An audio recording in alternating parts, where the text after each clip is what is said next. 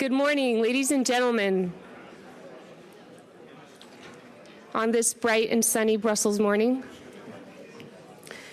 distinguished guests, ladies and gentlemen, welcome to the Political Network for Values 7th Transatlantic Summit, Free Speech versus Regulated Speech, Strengthening the Pillars of Democracy. My name is Carolina Bayo, and on behalf of the Political Network for Values, I would like to extend a warm welcome to all of you. We appreciate the time you have taken from your busy schedules to join the 7th Transatlantic Summit to discuss and reflect on freedom of expression. We hope that you will find the program meaningful and inspiring. You will be hearing from members of the three branches of government, from the European Parliament, national, state, and local levels, members of academia, and civil society on a variety of aspects relating to freedom of expression, from the role of government and the legislative branch as custodians and not censors of freedom of expression, to defending truth in public discourse, to academia, culture, and media as sanctuaries of freedom, to countering censorship in disguise in international fora. The day will end with remarks from elected officials. So let's get started. This opening will be led by Mr. Stephen Bartolika and Mr. Patrick Yaki, members of the European Parliament.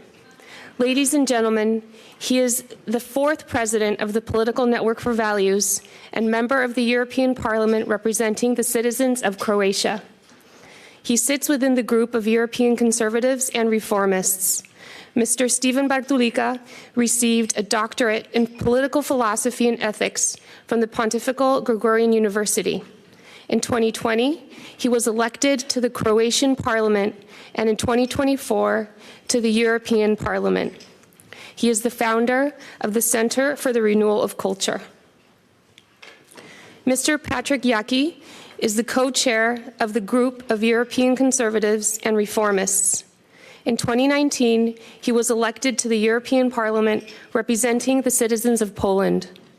Since 2024, he is vice president of the Law and Justice Party.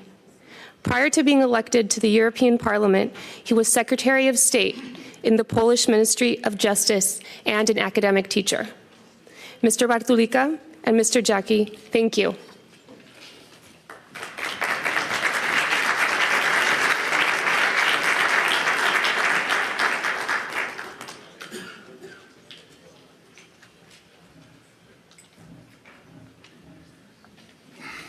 So good morning to everyone.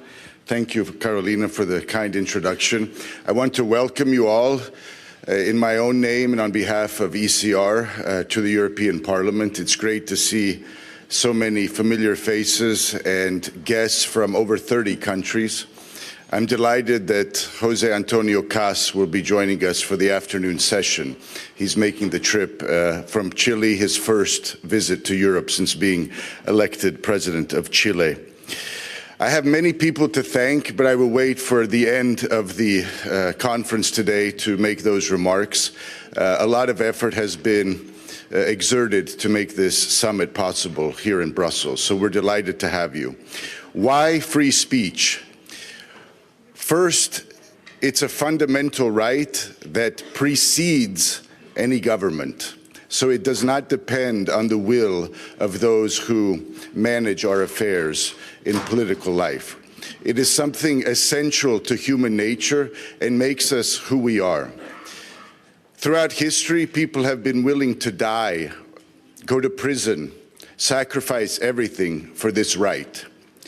And so we stand here today in the European Parliament to say that it is not the role of the government to police the public square, to decide which opinions, beliefs, and convictions citizens can see or read. It is not the role of government.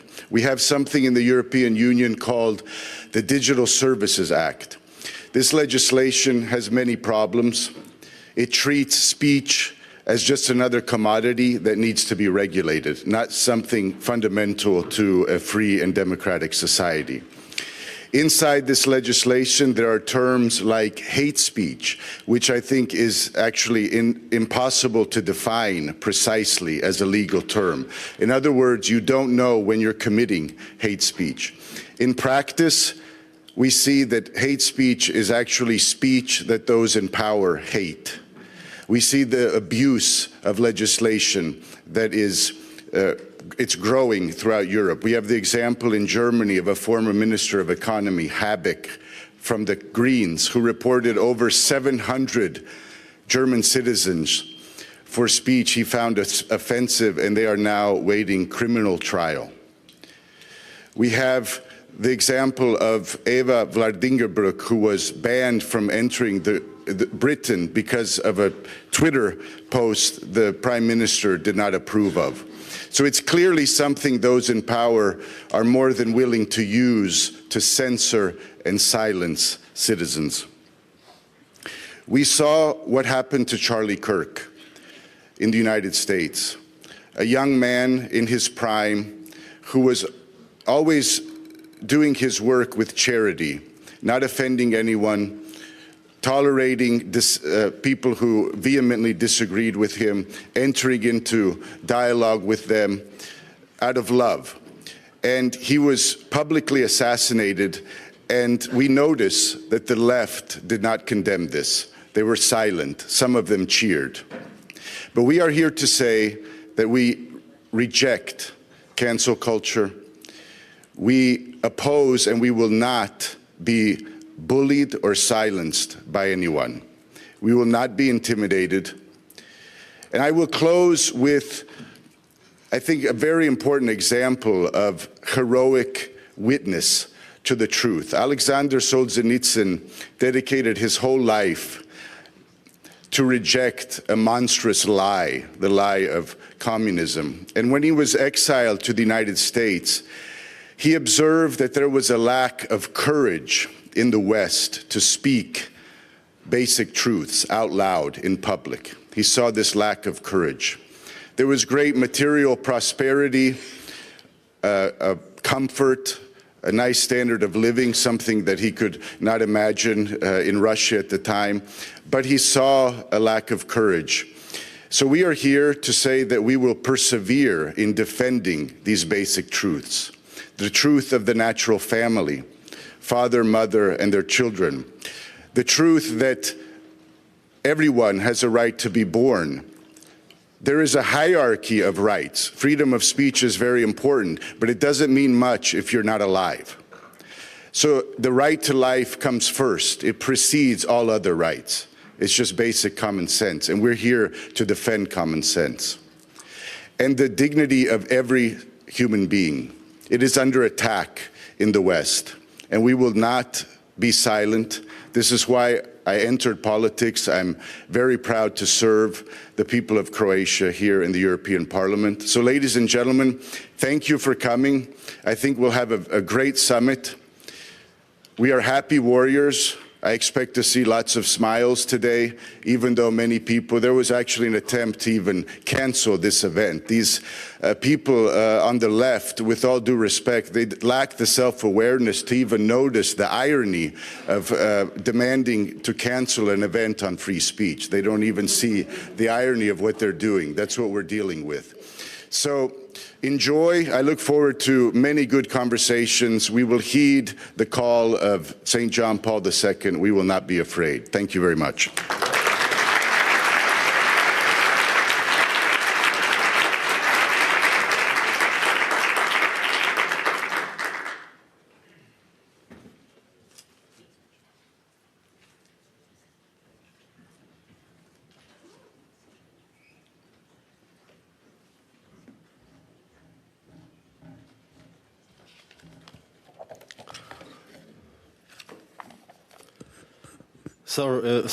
Dear members, dear experts, distinguished guests, friends of free speech, friends of freedom.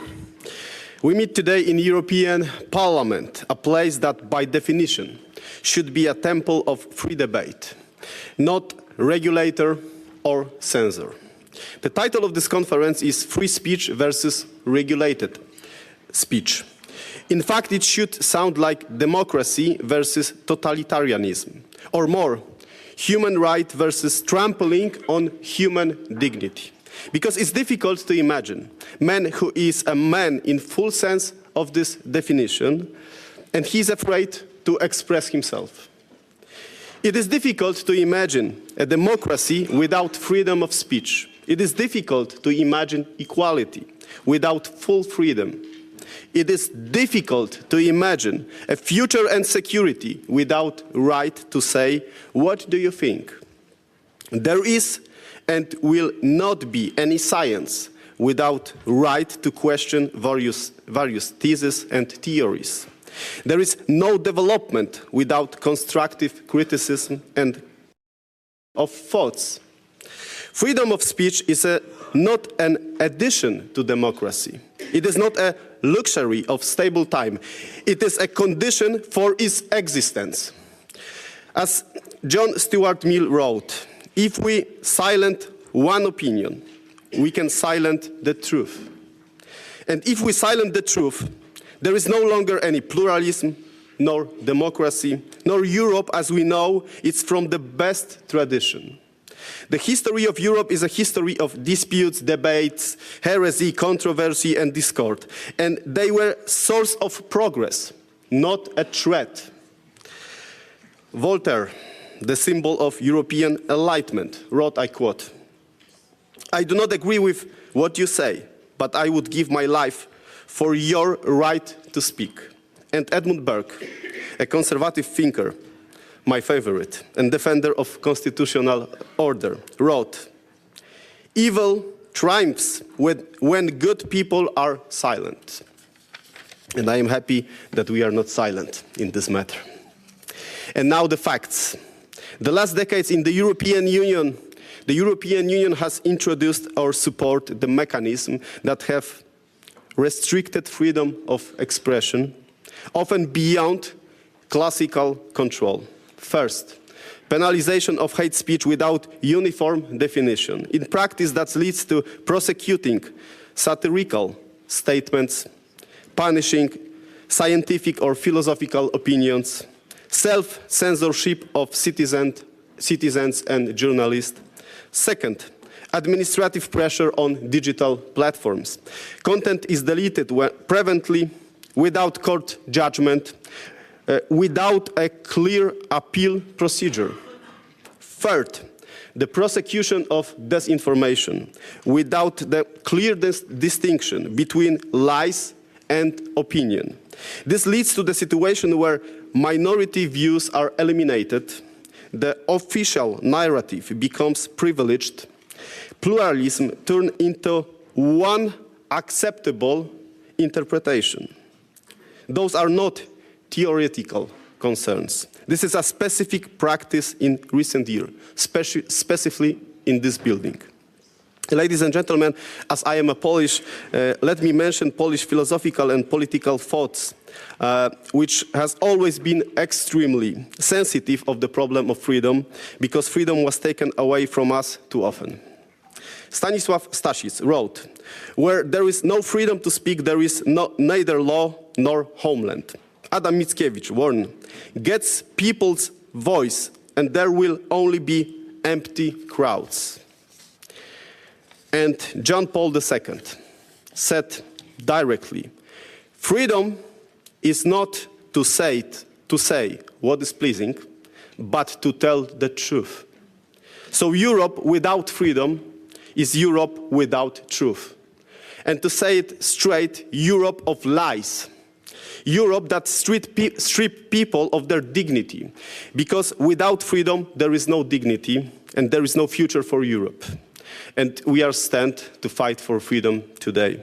Thank you so much. And last but not least, if I may, let me also express my gratitude to my friend Stefan Bartulica. Without his hard work, consistency, and idea, this event could not take place. So thank you so much, Stephen.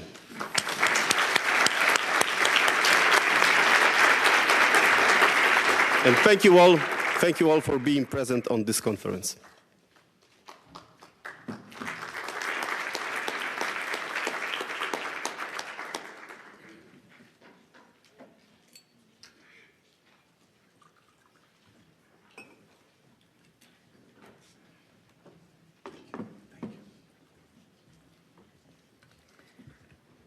Thank you, Mr. Yaki and Mr. Bartulica.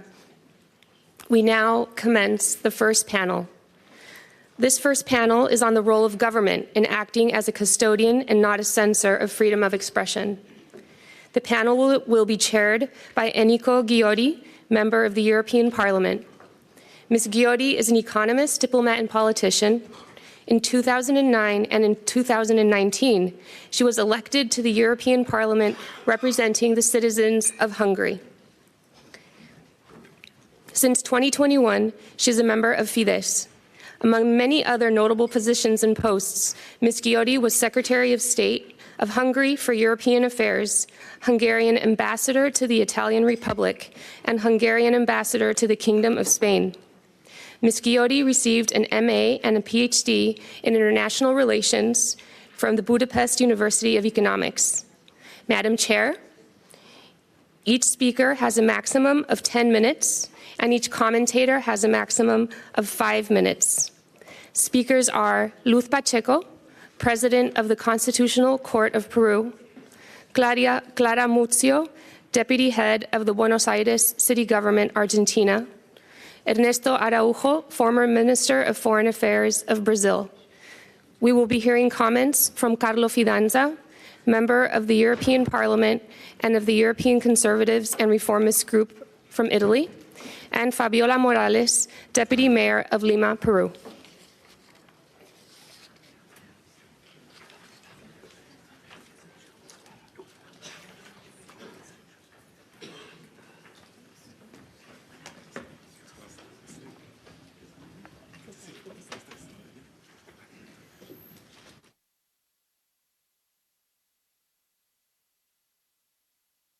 Ladies and gentlemen, it's an honor to chair this panel this morning. Welcome. Actually, it's very nice to be among friends, among people with whom we believe in very similar issues.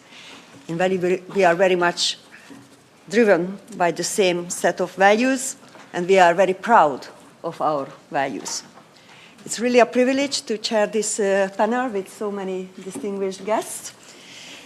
And we come to a subject which is really very tricky, very difficult, about the role of the state when we speak about basic freedoms. And we know very well that we live in an extremely dangerous world. Things that have been taken for granted are no longer taken for granted. For example, I was sure that when my country, Hungary, joined the European Union, it will never happen again that free speech could be limited, or someone will take the courage to tell me what I'm entitled to talk about or I'm not. And we are in a situation now in the European Union when censorship can be back. As our dear President has just emphasized, and our dear colleague Mr. Yaki said the same, so things no longer can be taken for granted, and that's why we have to be here and talk about the issues, about how important our basic freedoms are for all of us. Because the state should never be a custodian, should be a custodian of fundamental rights. It should protect them and make sure that people can implement them in practice. And should never act as a censor. It should not silence lawful speech simply because it's unpopular, provocative, politically inconvenient for someone. So we have to have the freedom of speech, to publish what we want and to share the ideas we are interested in. And we also should always get the freedom of peaceful assembly, the right to meet, to organize events and gather when it's lawful and peaceful.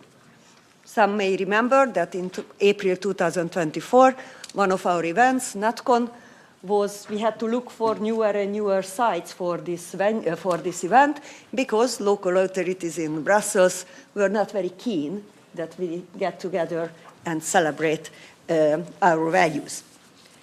Actually, it's a very nice coincidence, and I think someone in the skies really takes care of us. Just a few days ago, a first instance court in Brussels said that our event was lawful, and we always have to have the free choice of getting together and assembly and speak freely.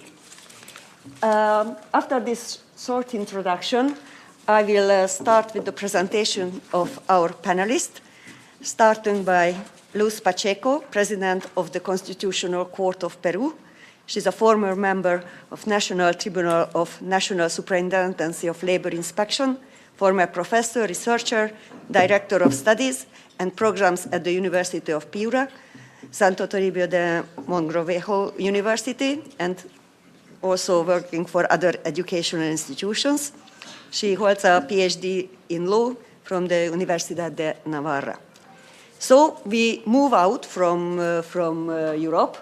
We have our dangers, but our dangers and our difficulties are no longer comparable to what people live in Latin America, which we love, which is very close to our heart, and I'm very pleased that you can start. I will try to be strict with the time, because I really would like you all to have the time for contributing and maybe answering even some questions, or react at least. If we cannot open the floor, I was instructed strictly, but at least to react to one another. Okay. So Luz, the floor is yours. Thank you very much. Thank you perdón, mejor voy a hablar en castellano, ya que hay traducción. Agradezco sinceramente la invitación que me han hecho para participar en esta cumbre. Es la primera vez que lo hago. Indudablemente mi participación es distinta a la de los políticos, porque lo mío es ser imparcial. No tengo ninguna inscripción política en ningún partido, sino solo en el de la justicia, que creo que es el que corresponde a quienes ejercemos la magistratura. Se ha dicho con gran claridad que la libertad de expresión se encuentra, podríamos decir, muy vulnerada desde diferentes puntos de vista. Yo quería resumirlos en tres. El primero es cuando encontramos estos discursos de odio. Se ha dicho con mucha claridad, y es cierto, que cuando una persona defiende un punto de vista que hay un grupo con el que no está de acuerdo, inmediatamente se le califica de ser alguien reaccionario, homofóbico, intolerante, y se le arrincona para que no pueda expresar lo que siente. Básicamente yo he visto esta reacción violenta cuando se trata de la agenda de ese colectivo denominado LGTBI. Hay de otros, pero también particularmente cuando son cuestiones relativas a la familia, al sexo, allí yo veo que hay como una reacción muy, eso he dicho antes, muy violenta. Entonces resulta fundamental darnos cuenta que para poder construir una sociedad civilizada es necesario dialogar, y que el diálogo tiene que ser respetuoso, veraz, basado en convicciones, porque en toda afirmación, y este es un segundo enfoque, en toda afirmación sobre cuál debe ser la conducta de la persona, hay una visión antropológica. Todos tenemos una idea de cuál es el comportamiento adecuado a la dignidad del ser humano. El concepto de dignidad humana no es vacío, aunque ahora se emplea para defender, por ejemplo, el llamado derecho al aborto o para oponerse a él. Se invoca el respeto a la dignidad para practicar la eutanasia y para no practicarla. Creo que es indispensable que cada quien tenga un concepto muy claro de qué cosa es la dignidad del ser humano. Y eso me hace recordar lo que ocurrió con motivo de la firma de la Declaración Universal de los Derechos Humanos. Recordarán que eran los países comunistas con también los países occidentales de raíces cristianas. Estuvieron de acuerdo en cuáles eran los derechos, pero no en cuál era el fundamento. Mientras que para los países comunistas, como son ateos, ¿no? Porque tienen que ser ateos, si no, no son comunistas, el fundamento tenía que ser autónomo, es decir, provenir del acuerdo, del consenso. En cambio, los países de raíz cristiana pensaban también en ese momento que ese fundamento es heterónomo, o sea, no depende de la voluntad del ser humano. En ese caso se pensaba y se piensa, quienes son creyentes, que Dios da ese fundamento, porque, en fin, todo lo que pueden conocer los cristianos al respecto. Como no se pusieron de acuerdo, si leemos la declaración se habla solo de la naturaleza. Y ahí sí estamos todos también conformes. Todo ser humano, todo miembro de la familia humana nace con unos derechos inalienables y somos todos iguales en ese sentido. Entonces, la experiencia demuestra, tanto ayer como hoy, que cuando el fundamento de la dignidad es autónomo, es decir, fruto del consenso, llegamos a lo que ahora encontramos, que hay gente que dice que es dignidad humana hacer lo que cada quien piensa que tiene que hacer. O sea, se reduce a la autodeterminación. Y en ese caso, pues sin darnos cuenta, caemos en arbitrariedades, porque no se ponen límites, ¿no? Yo he leído alguna sentencia en un país americano, por ejemplo, que afirma que ejercer la prostitución es una forma de autodeterminación, que es un ejercicio de la libertad personal, que es un trabajo que ha sido menospreciado o discriminado por la sociedad y que hoy en día requiere un esfuerzo de protección del Estado más fuerte. Entonces, si uno se pone a analizar estas afirmaciones, se encuentra que el ejercicio de la prostitución no es un trabajo, porque al menos en mi país y en todos los occidentales, el trabajo es una actividad que tiene que ennoblecer a la persona, tiene que ser medio de realización personal, eso dice mi Constitución, y es un deber y un derecho. ¿Cómo pueden afirmar que es mi deber prostituirme o de alguna de otras personas? No es un deber, ni es un derecho, es una opción de alguien. Es una profesión, pero no un derecho. Entonces, en este diálogo que tengamos, creo que también es importante esa formación antropológica que hay que tener para dar argumentos, no argumentos de fe, sino argumentos de razón. Eso, porque claro, el que tiene fe podrá acceder, pero el que no la tiene no lo hará. Entonces, dentro de esta perspectiva, por ejemplo, en una reciente decisión del Tribunal Constitucional, 4 magistrados de los 7 que somos decidieron reconocer la filiación de una señora que había tenido un hijo, una hija por reproducción subrogada, que denominan, ¿no? Con una pariente. Y realmente había sido un gameto masculino y femenino ajeno al esposo y a ella. Es decir, que el matrimonio no tenía ningún vínculo con la criatura. Sin embargo, lamentablemente, a mi modo de ver, se le reconoció como si fuera su hija en vez de tramitar una adopción, que hubiera sido lo más razonable, ¿no? Pero en fin. Entonces, con motivo de esa sentencia, hubo algunas críticas y unas que eran de ese sector que suele hablar en ese sentido, decía que los votos singulares de 3 magistrados reflejaban un perfeccionamiento moral incompatible con la democracia plural de hoy en día. Sin embargo, ella, esta persona que hacía la crítica, ella defendía cuál era el perfeccionamiento que a su modo tenía que existir, el de la voluntad procreacional, que tenía que imponerse sobre el vínculo sanguíneo. Entonces, como decía al comienzo, todo planteamiento en derecho tiene detrás una visión antropológica y ética. No hay que admitir, en consecuencia, creo yo, que para dialogar no hay que tener convicciones. Al contrario, hemos de tenerlas. Y no confundir esas convicciones con intolerancia, porque precisamente la tolerancia nos lleva a tratar bien, a respetar al que piensa distinto, no porque diga la verdad, sino por su condición de persona.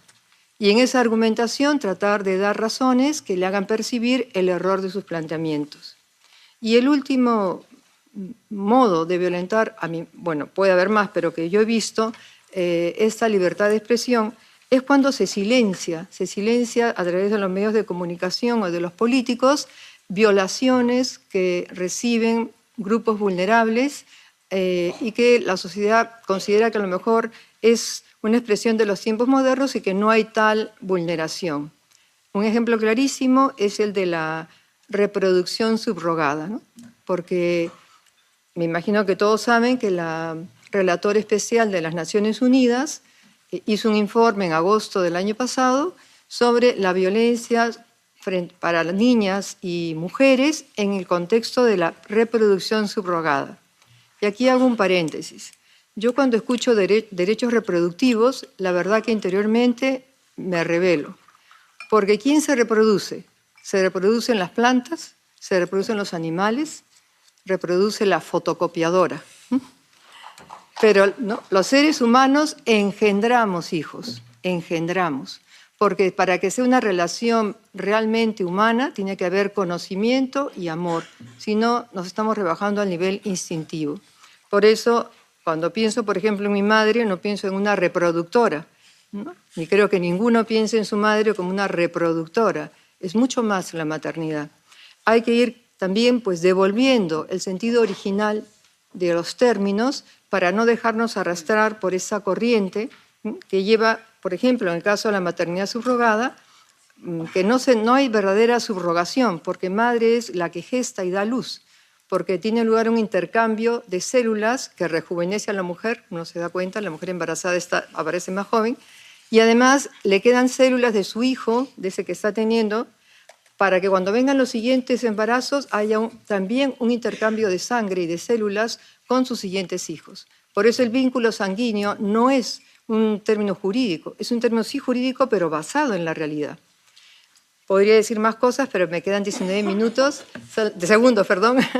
Solo quiero eso, nuevamente agradecer esta participación y estoy llana a cualquier pregunta que me quieran hacer. Muchas gracias. Muchas gracias. ¿Sí?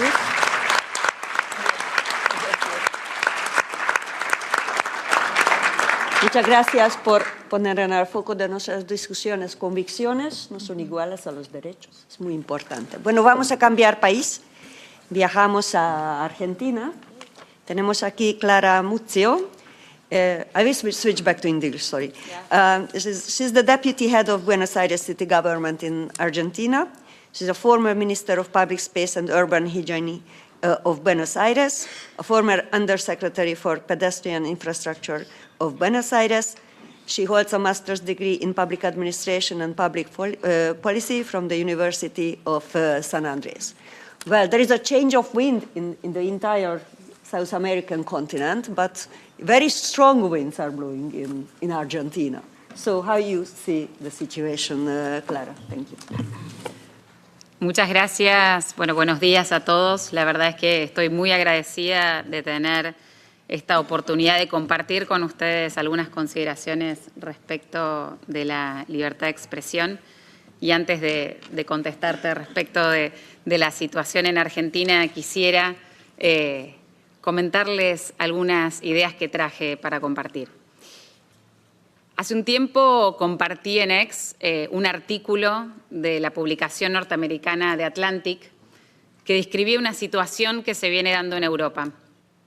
En varios países han dejado de nacer niños con síndrome de Down. Esto sucede porque los test genéticos para ante el conocimiento de que su hijo podría tener síndrome de Down, deciden abortar.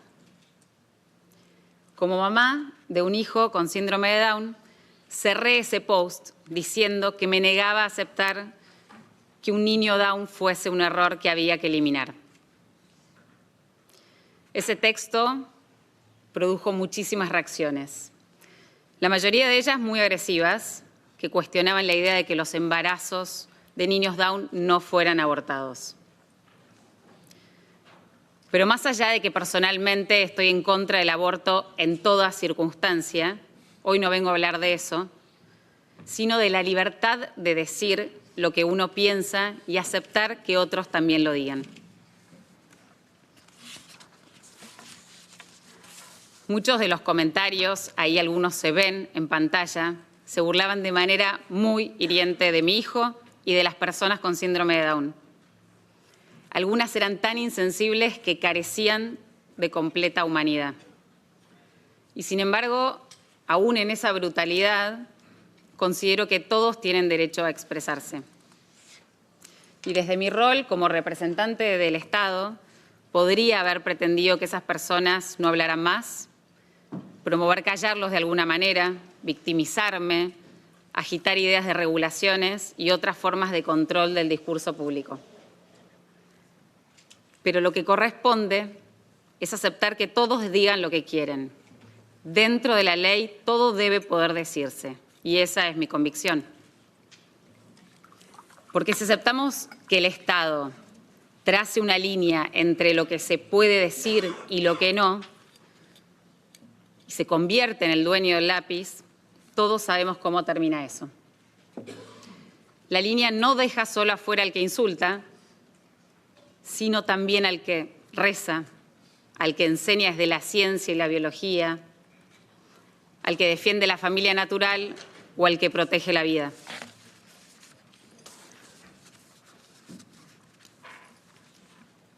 Entonces, al día siguiente de ese post, que tuvo miles de comentarios y que, como veían, se viralizó y tuvo muchísimas exposiciones, publiqué una serie de compromisos que quería asumir públicamente respecto de la libertad de expresión. Y quiero aprovechar este momento para compartirlos con ustedes. Los sinteticé en 10 compromisos que son los siguientes. Nunca voy a victimizarme ni escudarme en mi condición de mujer para defenderme. Nunca voy a bloquear a ningún usuario ni restringir comentarios ni alentar a que otros lo hagan. Nunca voy a insultar, nunca voy a faltar el respeto, ni subestimar a nadie, aún a los que me agredan, me falten el respeto o me subestimen. Nunca voy a apoyar intentos del Estado de regular, monitorear, perseguir, multar o amedrentar a personas por expresarse dentro de la ley. Voy a defender la protección del anonimato, porque el anonimato puede ser una herramienta legítima de la libertad de expresión, especialmente cuando la libertad está en peligro. Nunca voy a pedir que se calle una voz por resultar incómoda. Voy a escuchar con atención otras voces, asumiendo que, como dijo Walter Lippmann, donde todos piensan igual, nadie piensa demasiado. Nunca voy a confundir opinión con delito ni palabra con daño físico. Creo en la legalidad de la palabra y la diferencia entre expresar una idea y cometer un delito. Voy a defender las redes sociales, que ampliaron como nunca la libertad de expresión y rompieron monopolios de opinión. Y siempre voy a defender la verdad objetiva, biológica y científica. Creo que la verdad no necesita censores, ni manuales de lenguaje inclusivo, ni comisarios de lo decible. La verdad existe y tarde o temprano prevalece.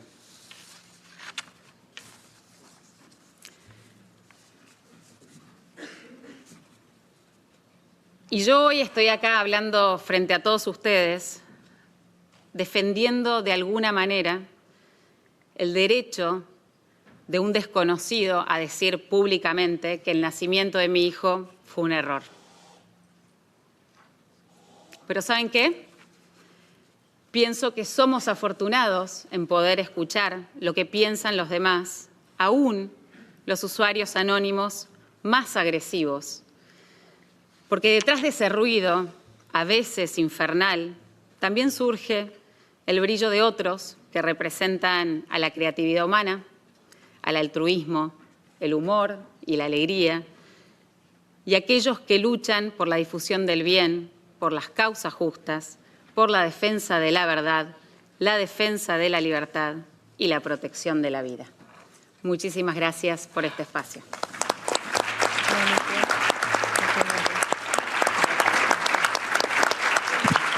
Muchísimas gracias, Clara, por tu gran compromiso personal y tan fuerte por las libertades, por la libre expresión de las personas, y creo que nos ha dado una lección muy fuerte. Muchas gracias. Okay, we shall move a bit to the north from Argentina. I'm very pleased to have here with us Ernesto Araújo, former Minister of Foreign Affairs of Brazil, who will tell us how the situation is in Brazil. We know all the difficulties, and difficulty is a very mild word to say, but what people, conservative politicians live through, because there you are in permanent danger, not just for your for having some aggression by the social media. We are more or less all used to it, but physically, that you can easily find yourself in prison for what you are saying or what you are thinking. Ernesto He was also deputy head of mission to the Brazilian embassies in Ottawa and Washington. He's a former director of the Department for the United States, Canada, and Inter-American Affairs in Brazil. He holds a bachelor's degree in linguistics, language, and French literature from the University of Brasilia. Ernesto, the floor is yours. Thank you very much, Eniko. I'm very honored to be here, very thankful, especially to Stephen Baktulica. Thank you very much for this opportunity to share some ideas with you. Yes, Brazil today, I think, is the laboratory for a new version of democracy, a fake democracy, what I like to call the dictatorship of the corruptariat, which replaces the dictatorship of the proletariat, of course. It's no longer a democracy. And how we got here, if you allow me, I'll go to some not so recent events to share a little bit with you. We go to 405 before Christ in Athens. That year, Athens, the great democratic power in Greece, was defeated by Sparta, the great totalitarian power in Greece. And immediately, Sparta started to establish oligarchic regimes all across the Greek world to implement Sparta-like regimes, totalitarian power. So totalitarian power allied with local elites in previously democratic countries to destroy democracy. I think that's very modern. So Sparta started to, let's say, to export its model, including in Athens, where a group of oligarchs in alliance with the Spartans abandoned the constitution, the civil liberties, and established a dictatorship, the infamous 30 tyrants. And yes, tyranny can be collective. Normally we think of personal tyrannies, but anyway, they created a thought police, a political police that started to kill people. They got 1,500 people killed out of 30,000 citizens. And of course, they didn't like free speech. And they didn't like Socrates. Socrates was teaching in Athens at that time. So the 30 tyrants called Socrates and, well, they say, we don't like what you're saying. We don't like that you're teaching young people to think with their own heads. Basically, that was the idea. And Socrates somehow got away with democracy was reestablished thanks to a courageous group of exiles. And democracy was there again, but was it really democracy? Sort of. It's a democracy that didn't like free speech, like some democracies of today. So 4 years later, Socrates is accused by a democratic tribunal of teaching the youth to question everything, including their own power. And as you know, they put Socrates to death. So at that time already you have a sort of self-proclaimed democracy that doesn't let its main thinker think freely. And Socrates basically was a free thinker. He was, today he could be a social influencer, right? He is the social networks. He wasn't a teacher anyway. But in his trial, at the end of the trial, Socrates, according to Plato, Socrates already realizes that he's going to be put to death. But a deal seems to emerge, a possible deal. You shut up and you have your life spared. And Socrates refuses, and he says, according to the translation I have, "Men of Athens, I shall obey the god rather than you. And while I live and am able to continue, I shall never give up philosophy or stop exhorting you and pointing out the truth to any of you." So, obey the god, right? Normally we think of Socrates as some sort of atheistic philosopher. He was not. The right of free speech and the duty of free speech, in a way, comes from God, not from man. That's what Socrates is saying. I have 5 minutes. So Socrates, if you allow me, hints at the Acts of the Apostles, chapter 4, where at some point the Jerusalem authorities don't like what the apostles are teaching and saying around the city, and they call Peter and John and order them to stop talking. And Peter and John say, "U dynameta, non possumus." We can't stop talking. So free speech is at the basis, I think, of Western civilization. Those examples show that. Both the Greek, let's say, direction, the Greek current, and the Christian current, which, by the way, are much closer than we imagined. No parliament, no Congress, no democratic institutions would exist today if not by the legacy of Socrates, and I think the legacy of the apostles.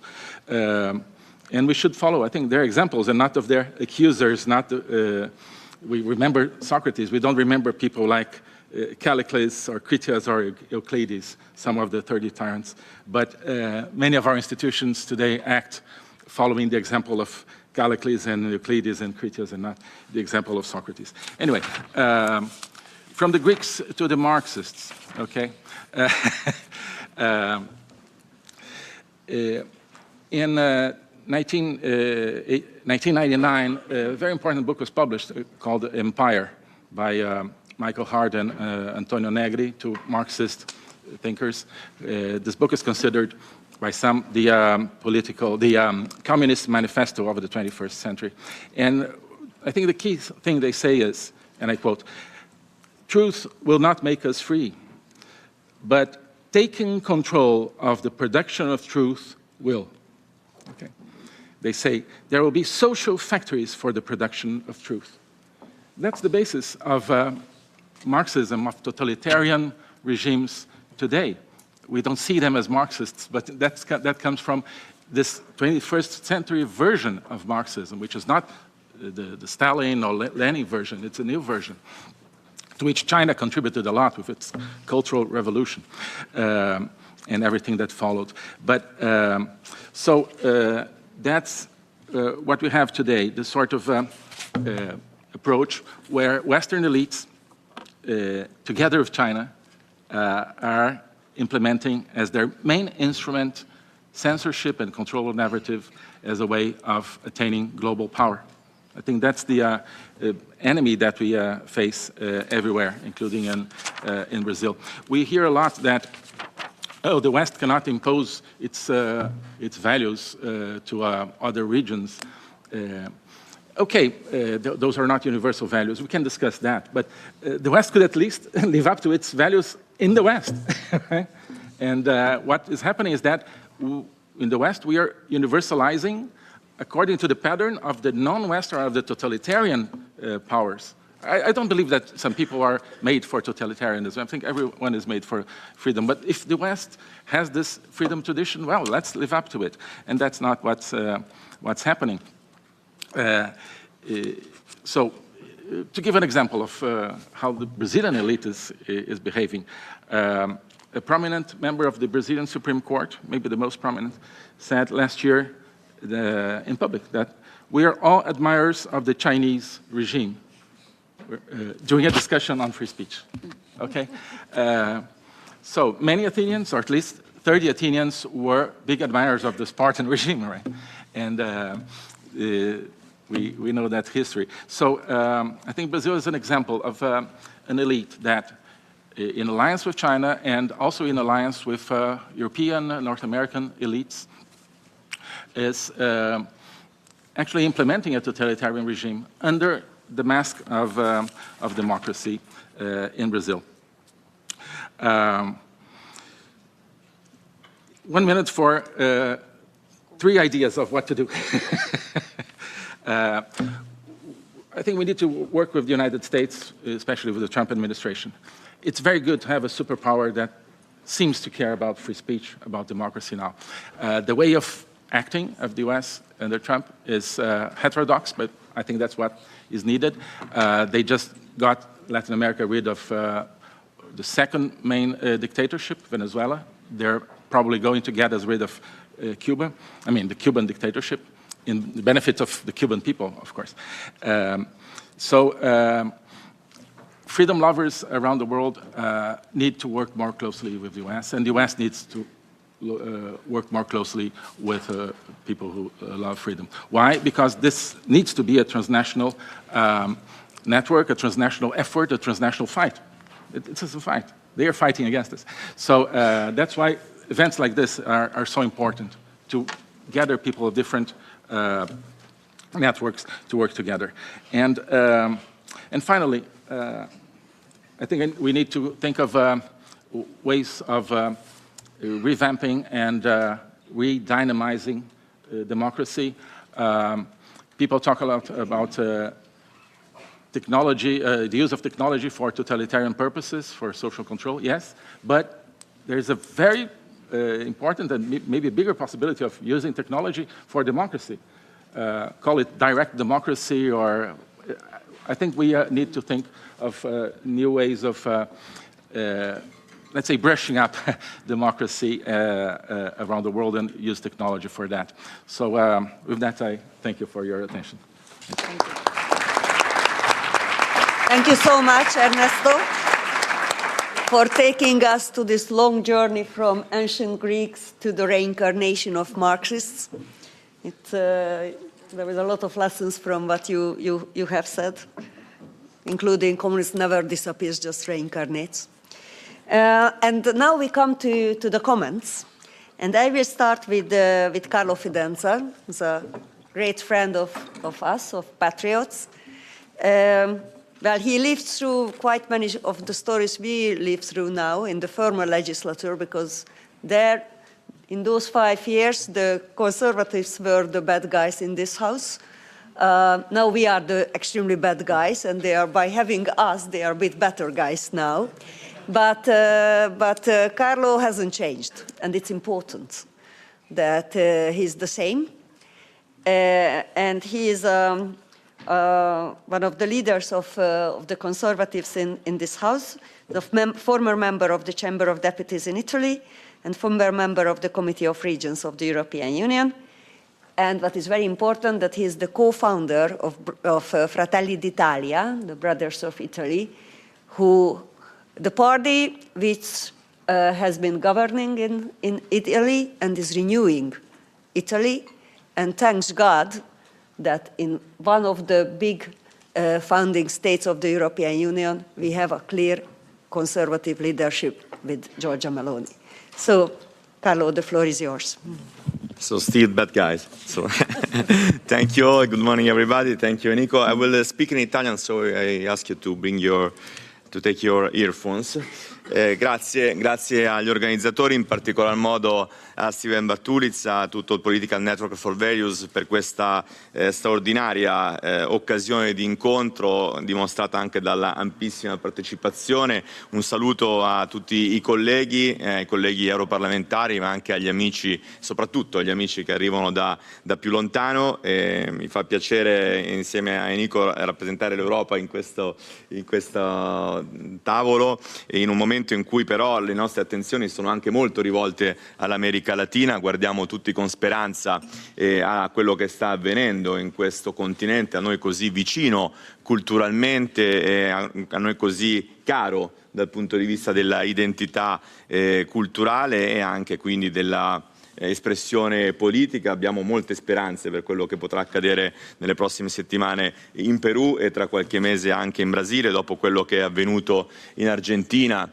e i segnali positivi che abbiamo riscontrato in questi ultimi mesi in tanti altri paesi. È molto importante che un continente che è stato purtroppo preda dell'ideologia del Foro di San Paolo, del Foro di Puebla, che ha dominato ideologicamente molti di questi paesi, possa ritrovare la libertà e tornare ad essere un partner affidabile per il mondo occidentale, per difendere insieme i valori a cui i colleghi hanno fatto ampiamente riferimento. Voglio però tornare naturalmente naturalmente all'oggetto del nostro panel. Io penso che sia emerso un dato molto chiaro dagli interventi dei colleghi e questo è il punto da cui partire, penso anche per le riflessioni che ci saranno nei prossimi panel durante la giornata. E il punto di partenza è questo: le libertà fondamentali non nascono dallo Stato, le precedono, sono pre-politiche e proprio per questo rappresentano il limite naturale di ogni potere democratico.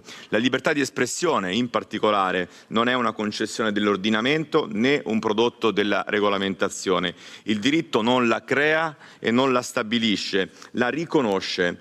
Quando questo ordine viene rovesciato, quando la libertà è trattata come qualcosa che può essere ridisegnato, può essere condizionato, può essere sospeso, allora non siamo più davanti soltanto a un problema tecnico o a un problema giuridico, ma è una questione profondamente politica, è una questione profondamente civile. E il dibattito di oggi lo conferma. La domanda non è più quindi se lo Stato debba intervenire o meno nello spazio pubblico, che oggi è anche uno spazio digitale, abbiamo parlato molto di questo. Quella fase è in fondo già superata. La vera questione è fino a che punto l'intervento pubblico possa spingersi senza trasformarsi esso stesso in una minaccia alla libertà di parola. È su questo confine sottile che si misura la differenza tra, appunto, come dice il nostro titolo, uno Stato custode della libertà e uno Stato che, anche senza dichiararlo, finisce col diventare censore della libertà. Quando una libertà prepolitica viene limitata o compressa, soprattutto nelle democrazie occidentali, il rischio non è soltanto un rischio giuridico, è un rischio storico. Il Novecento ci ha insegnato che la censura non nasce sempre in forma brutale. Spesso nasce in forma graduale, quasi amministrativa, a volte anche giustificata, persino rassicurante. Ed è proprio per questo che dobbiamo essere vigili. In questo senso voglio ricordare una testimonianza di grande attualità ancora oggi di Alexander Solzhenitsyn, che non era un teorico astratto, fu vittima diretta, ovviamente, come tutti sappiamo, del regime comunista sovietico. Nel 78, nel suo celebre discorso ad Harvard, mise in guardia l'Occidente con parole che avevano un peso, ancora hanno un peso particolare. Non parlava di un ritorno immediato ai totalitarismi, ma di un rischio più sottile, una libertà formalmente garantita ma svuotata dall'interno, soffocata dal conformismo, dall'autocensura e dalla paura di parlare. Il suo monito diceva più o meno così: una sola parola di verità pesa più del mondo intero. E questo monito ci ricorda che la libertà di parola non serve a garantire il comfort o il consenso, ma serve a permettere alla verità di emergere, soprattutto quando la verità è scomoda. E questo rischio non è teorico, potremmo citare, forse lo farete durante la giornata, tantissimi casi in cui questa libertà viene compressa in Europa e nel mondo. Potremmo pensare a quella deputata finlandese Päivi Räsänen che fu fortemente colpita per le sue opinioni, ma possiamo pensare a quello che avviene nel Regno Unito ogni giorno, dove cittadini comuni vengono incarcerati per le loro opinioni. Potremmo fare tantissimi esempi molto concreti. E oggi il silenziamento della libertà di espressione però non passa soltanto dai tribunali o dalle norme, passa anche e forse soprattutto attraverso un meccanismo culturale più ampio che potremmo ricondurre sotto la categoria del wokismo, di cui una parte è la cancel culture, la dittatura del politicamente corretto più ampiamente intesa, un clima in cui il dissenso non viene confutato. Se notate, molto spesso, quasi sempre, non c'è una critica di merito, perché è difficile criticare nel merito la verità, ma viene delegittimato. Un clima in cui le posizioni non allineate non vengono discusse, ma vengono espulse dal dibattito pubblico. Un clima in cui il prezzo della parola libera della parola libera diventa l'isolamento, la stigmatizzazione, la rimozione preventiva.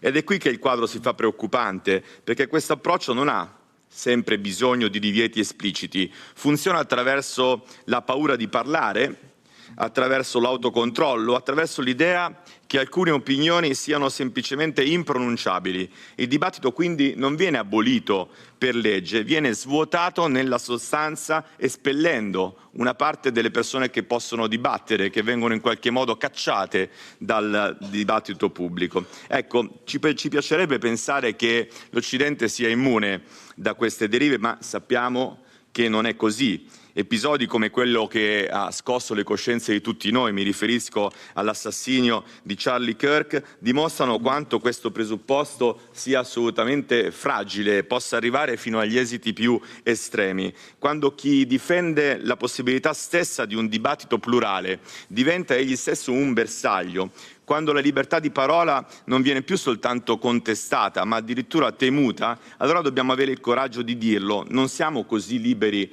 come crediamo di essere. La libertà autentica spaventa e proprio per questo talvolta viene colpita. E questo ci riporta a un nodo teorico centrale che ci riporta a un celebre dialogo tra Jürgen Habermas e Joseph Ratzinger, Papa Benedetto XVI. Lo Stato liberale vive di fondamenti prepolitici che non può creare da solo. Se le libertà fondamentali vengono trattate come concessioni irrevocabili, lo Stato smette di essere garante e rischia di trasformarsi in arbitro della verità. Ecco allora che il compito dello Stato non è quello di selezionare le opinioni legittime, ma di custodire lo spazio della libertà, perché senza libertà di parola non esiste confronto democratico autentico e senza confronto la democrazia perde la sua sostanza e perde quella ansia di verità a cui si faceva riferimento. La libertà di espressione, in definitiva, non è una concessione del potere, è e deve restare un diritto fondamentale di ogni essere umano,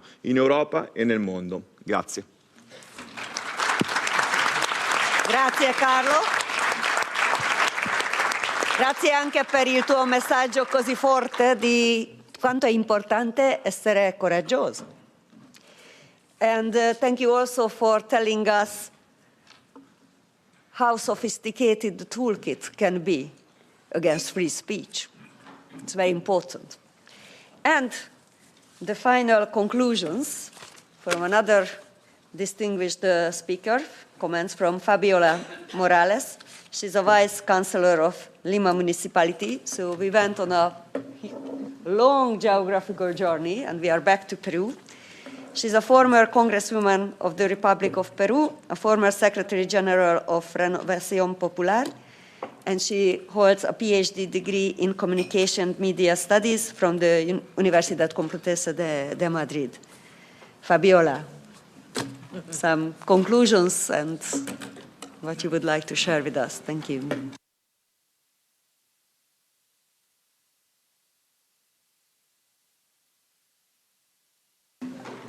Sí.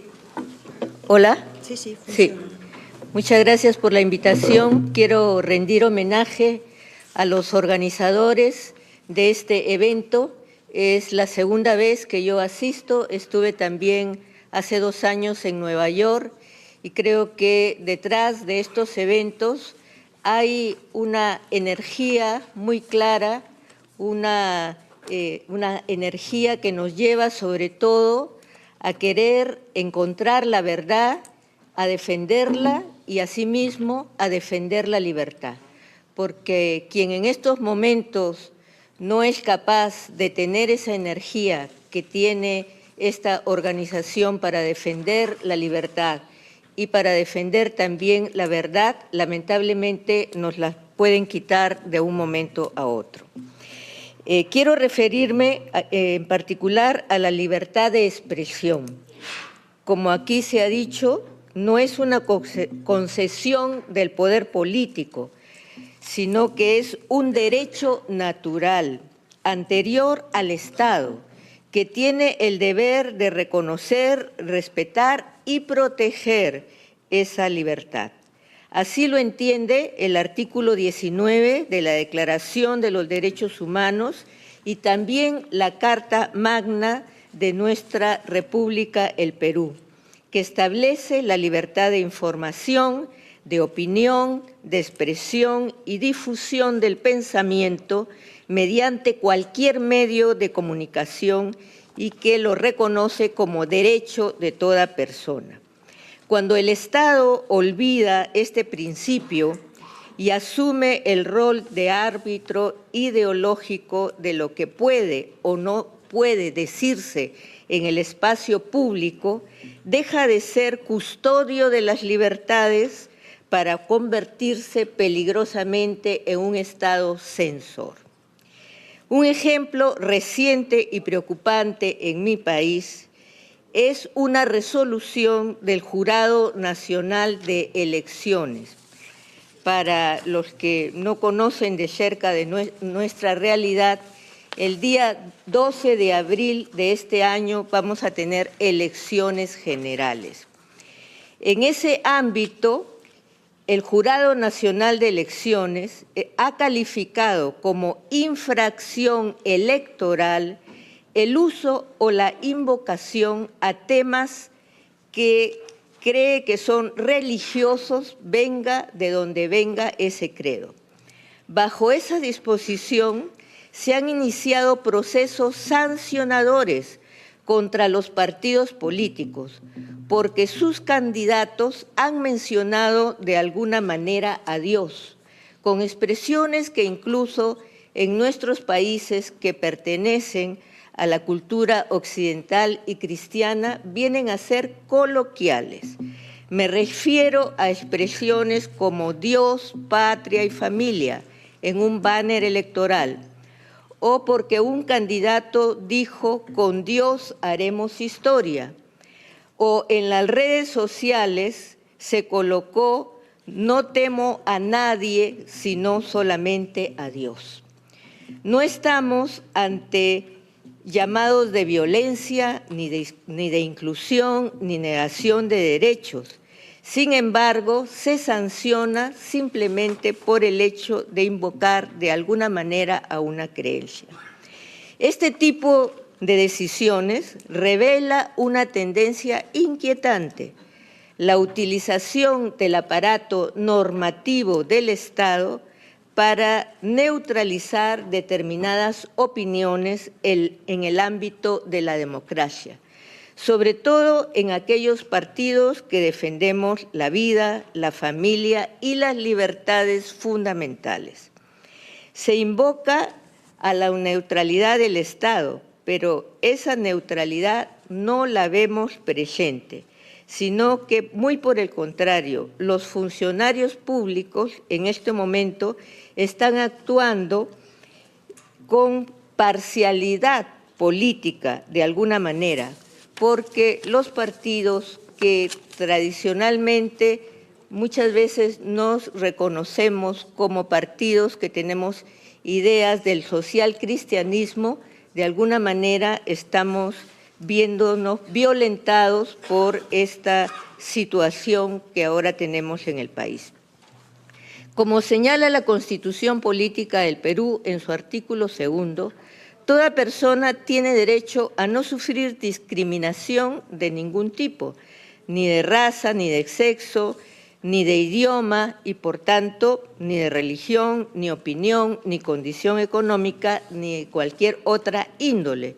Sin embargo, el actual Jurado Nacional de Elecciones se está sobrepasando sobre lo que nuestra Carta Magna y sobre lo que la Constitución nuestra asegura al ciudadano. Este precepto garantiza, lógicamente, la libertad de conciencia y la libertad de religión. Sin embargo, esto no está siendo realidad en estos momentos en nuestro país.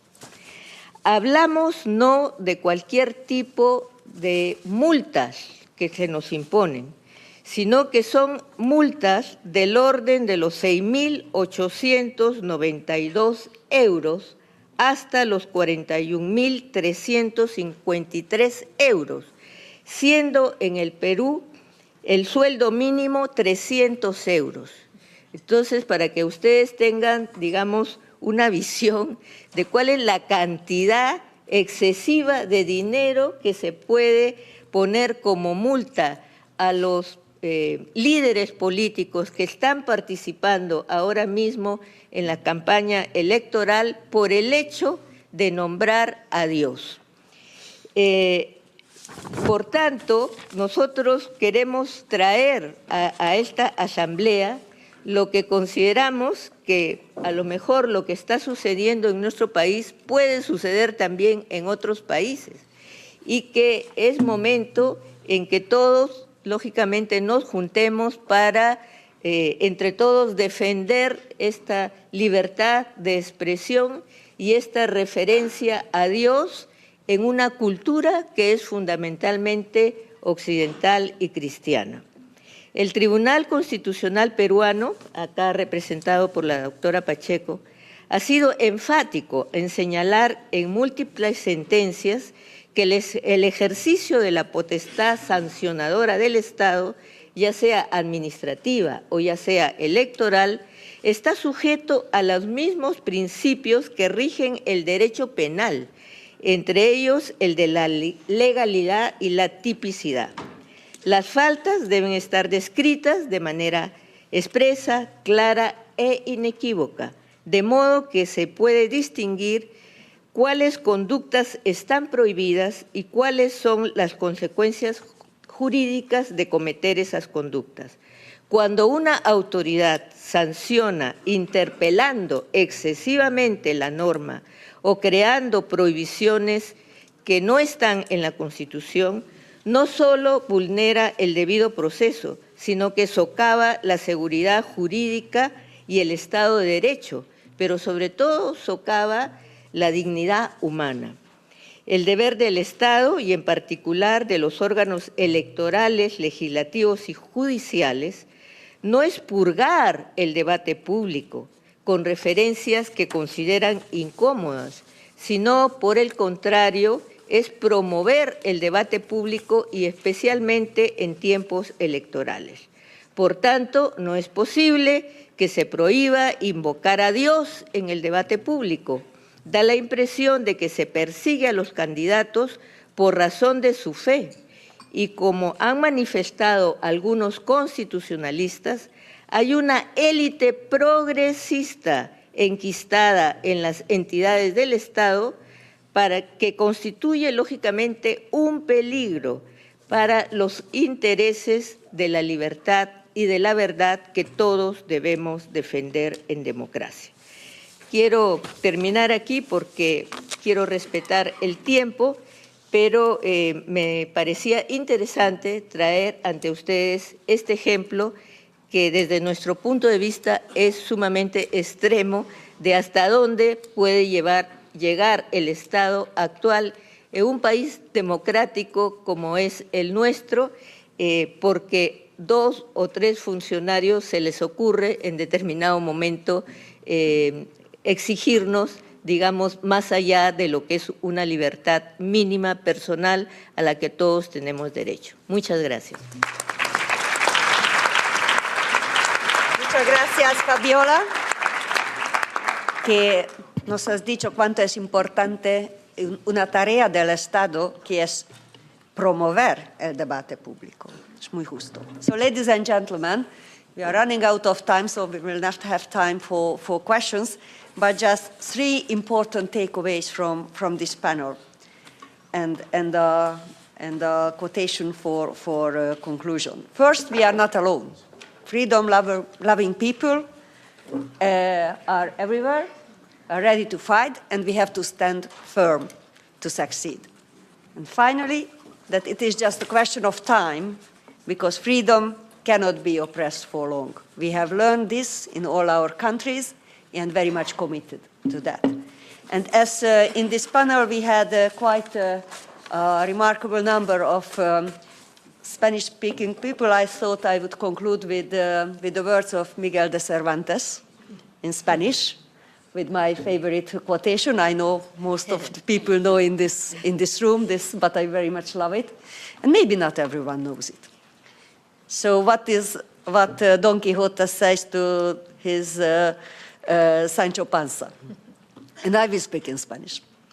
La libertad es uno de los dones más preciados de los cielos, superior a los tesoros de la tierra y el mar, y que por ella, al igual que por la honra, se debe aventurar la vida. Que lo aventuremos todos juntos. Muchas gracias.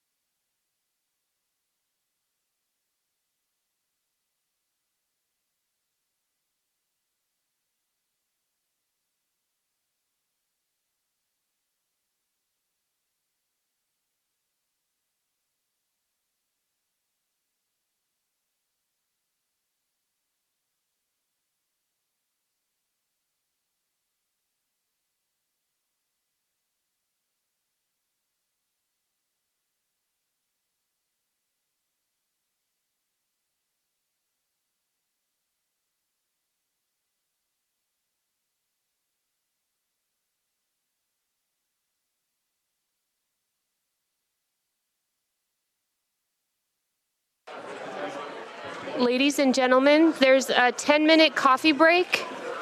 10-minute coffee break.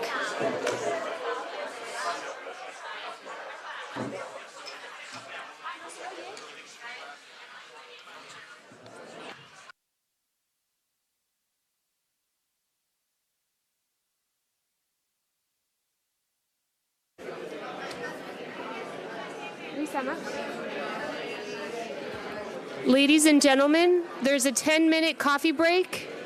10-minute coffee break. You're welcome to be back in 10 minutes.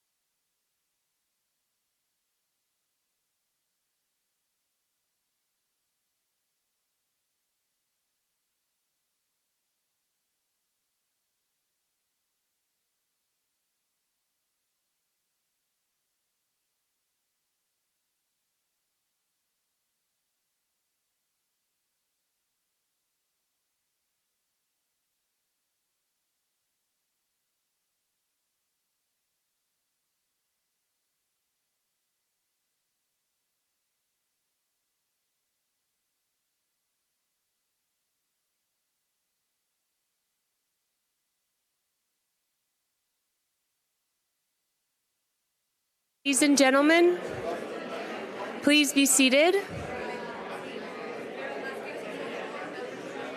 Please find your seat.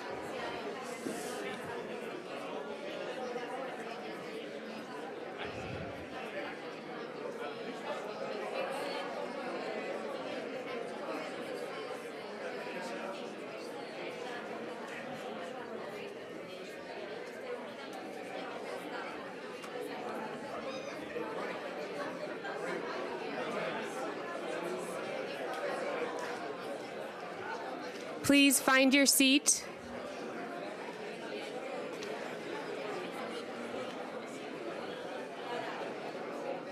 We will shortly be beginning the second panel of our morning.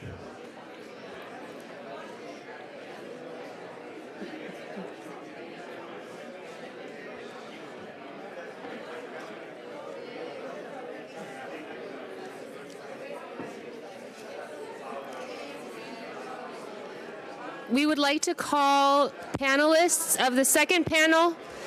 Panelists of the second panel are invited to take their seat.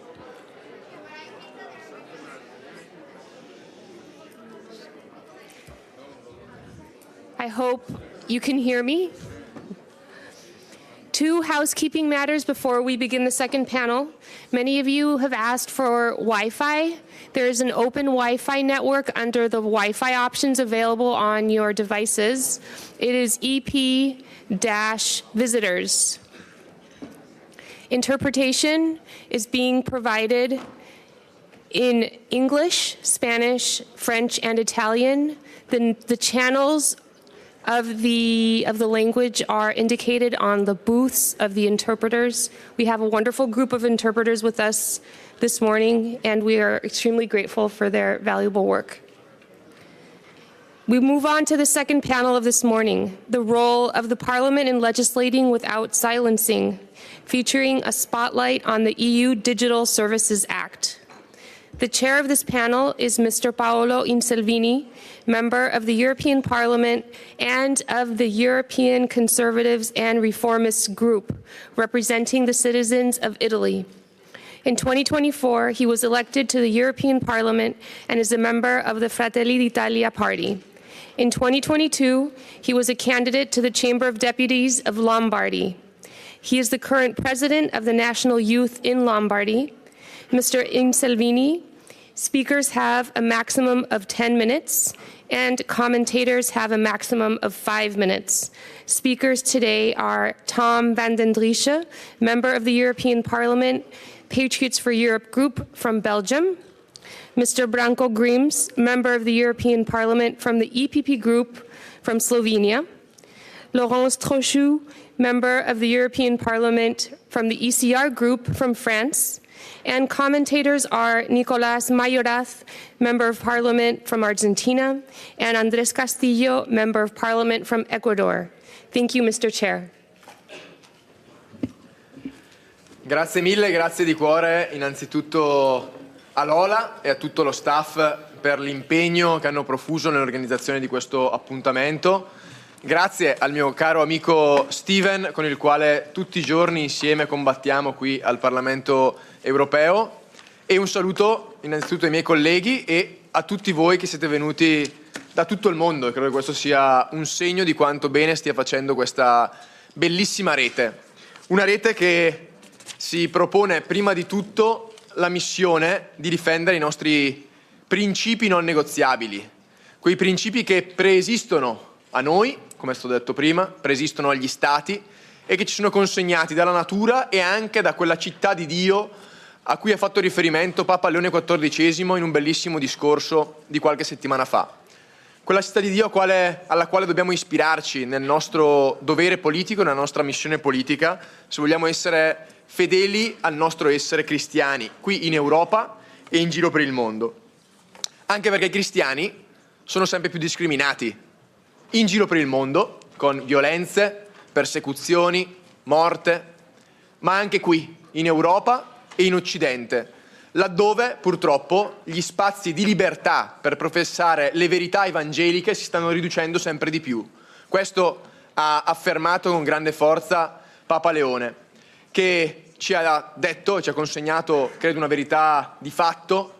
Stiamo arrivando ad una deriva orwelliana, nella quale si stanno invertendo i significati delle parole e nella quale, purtroppo, sacrificandolo sull'altare delle ideologie cosiddette inclusive, in realtà si sta escludendo dal dibattito pubblico tutti coloro che semplicemente vogliono cercare di trasferire e testimoniare la verità.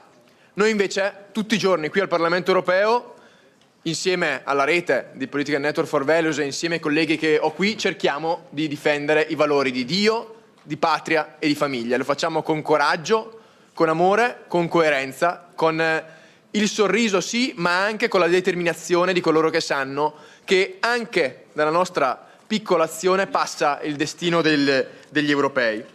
È per questo che la censura che spesso abbiamo qui al Parlamento europeo, che ci viene portata dai partiti di sinistra, dalle istituzioni, ma a volte anche da una parte del centrodestra, cerca di ridurre la nostra libertà di espressione, sia con degli atti intimidatori, come è capitato recentemente anche quando ci opponevamo alla proposta per noi inaccettabile di My Voice, My Choice, sia anche attraverso dei metodi dal punto di vista legislativo. Ed è qui che entro quindi nel dibattito, nel tema di oggi, per quanto riguarda il DSA, che nell'opinione di qualcuno era nato anche con motivazioni legittime e positive per cercare di fare in modo che le piattaforme non potessero travalicare i nostri diritti personali della libertà di parola, ma si sta invece dimostrando uno strumento nelle mani invece delle istituzioni guidate dalla sinistra per ridurre la nostra libertà di dire la verità. È per questo che questo confronto lo faremo innanzitutto con dei miei colleghi qui al Parlamento europeo e in un secondo momento ci sarà invece un commento da parte di coloro che vedono dall'esterno questo tipo di legislazione. Do il benvenuto quindi innanzitutto a Laurence Trochu, cara amica e collega in ICR e coordinatrice per ICR della Commissione per i diritti delle donne, membro della Commissione per la salute pubblica e vicepresidente della delegazione per i rapporti con Bosnia e Erzegovina e Kosovo. In passato è stata presidente del Movement Conservateur e ha una formazione filosofica con un master conseguito presso l'Università Paris-Sorbonne. Grazie mille Laurence. Do il saluto inoltre e il benvenuto anche a Tom van der Driesse, spero di aver pronunciato in maniera almeno decente, mio collega qui al Parlamento europeo per i Belgi di Vlaams Belang e membro del Bureau dei Patriots. Da sempre schierato dalla parte della libertà e nel 2024 ha vinto tra l'altro una causa contro Meta che aveva censurato suoi post sui social e in questi anni ha spesso denunciato la degenerazione del DSA in una forma di censura. Benvenuto. E infine do il benvenuto anche al mio collega sloveno Branko Grims, un collega coraggioso che siede nel gruppo dei Popolari, fondatore del SDS ed ex membro del Parlamento nazionale sloveno e spesso si è battuto anche lui contro la censura e denunciato le storture del Digital Service Act. Benvenuti a tutti e innanzitutto inizierei dalla mia collega Laurence che, avendo una formazione filosofica, credo possa darci una visione di lettura sulla libertà che qui al Parlamento europeo spesso e a volte manca, con la libertà di espressione che è un valore essenziale per le nostre democrazie, per le nostre istituzioni. E ti chiedo quindi, secondo te, Laurence, il DSA è uno strumento legittimo per regolamentare il mondo di Internet oppure nasconde dei gravissimi pericoli? A te la parola. Je m'exprimerai en français. Merci, cher Paolo, d'avoir fait appel à moi pour cette table ronde. Et puis, je souhaite bien évidemment remercier particulièrement Steven Bartulitsa d'avoir eu l'initiative de ce colloque, de cet événement. Je salue bien évidemment aussi tous mes collègues parce que je crois que au-delà des groupes représentés, il y a cette même volonté de travailler ensemble à la préservation de nos libertés. Alors vous savez, moi j'appartiens au groupe français, au parti français Identité Liberté avec Marion Maréchal. Liberté au pluriel, parce que précisément, nous savons aujourd'hui combien ces libertés sont fragiles et menacées, y compris dans nos pays européens et pays occidentaux. Et ça a été rappelé plusieurs fois, mais bien évidemment que toute politique commence par une définition de l'homme. C'est une évidence qui est trop souvent oubliée et qui pourtant est fondamentale, parce qu'on ne légifère pas, on ne légifère jamais dans le vide, on légifère toujours à partir d'une anthropologie, à partir d'une certaine idée de ce qu'est l'homme, de sa dignité, de sa liberté, de sa responsabilité. Et il y a une figure qui peut nous aider aussi à réfléchir, c'est celle de saint Thomas d'Aquin. Saint Thomas d'Aquin nous enseigne que l'homme est un être rationnel et libre, ordonné à la vérité. C'est ce que mon collègue Patrick Yaki a rappelé tout à l'heure en faisant référence à Jean-Paul II. Eh bien, la liberté, donc, chez saint Thomas d'Aquin, voyez bien que ce n'est pas une liberté qui serait sans licence, sans limite, qui serait une licence sans limite, pardon, mais c'est la condition même de l'acte moral. Et donc, ça veut dire que le critère de la raison a ici toute sa place parce que l'homme agit librement, et là je cite saint Thomas, en tant qu'il agit selon la raison. Sans liberté, il n'y a ni responsabilité, ni vertu, ni vie politique authentique, et c'est précisément là que ça nous intéresse. Parce que parmi les différentes formes de liberté, il y a bien évidemment celle de s'exprimer.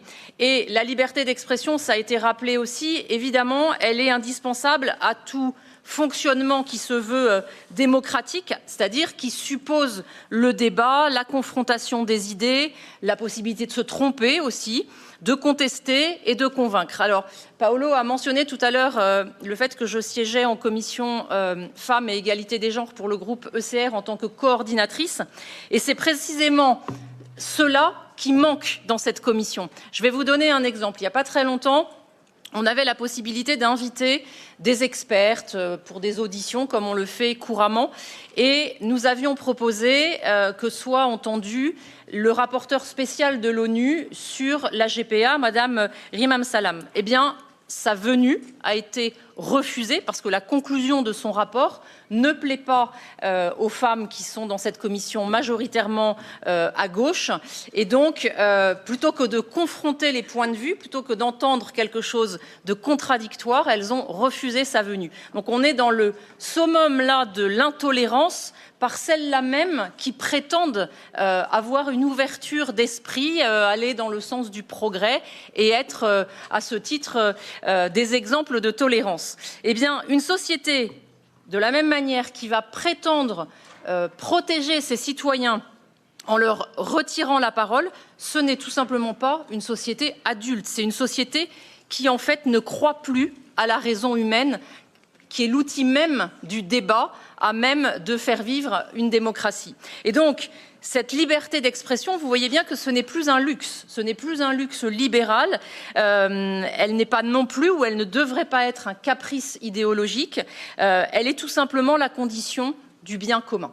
Et je crois que c'est ça qu'il faut que nous rappelions aujourd'hui, elle est la condition du bien commun. Et elle est ce qui va permettre à la vérité d'émerger, précisément pas par décret, mais par la discussion, par la confrontation.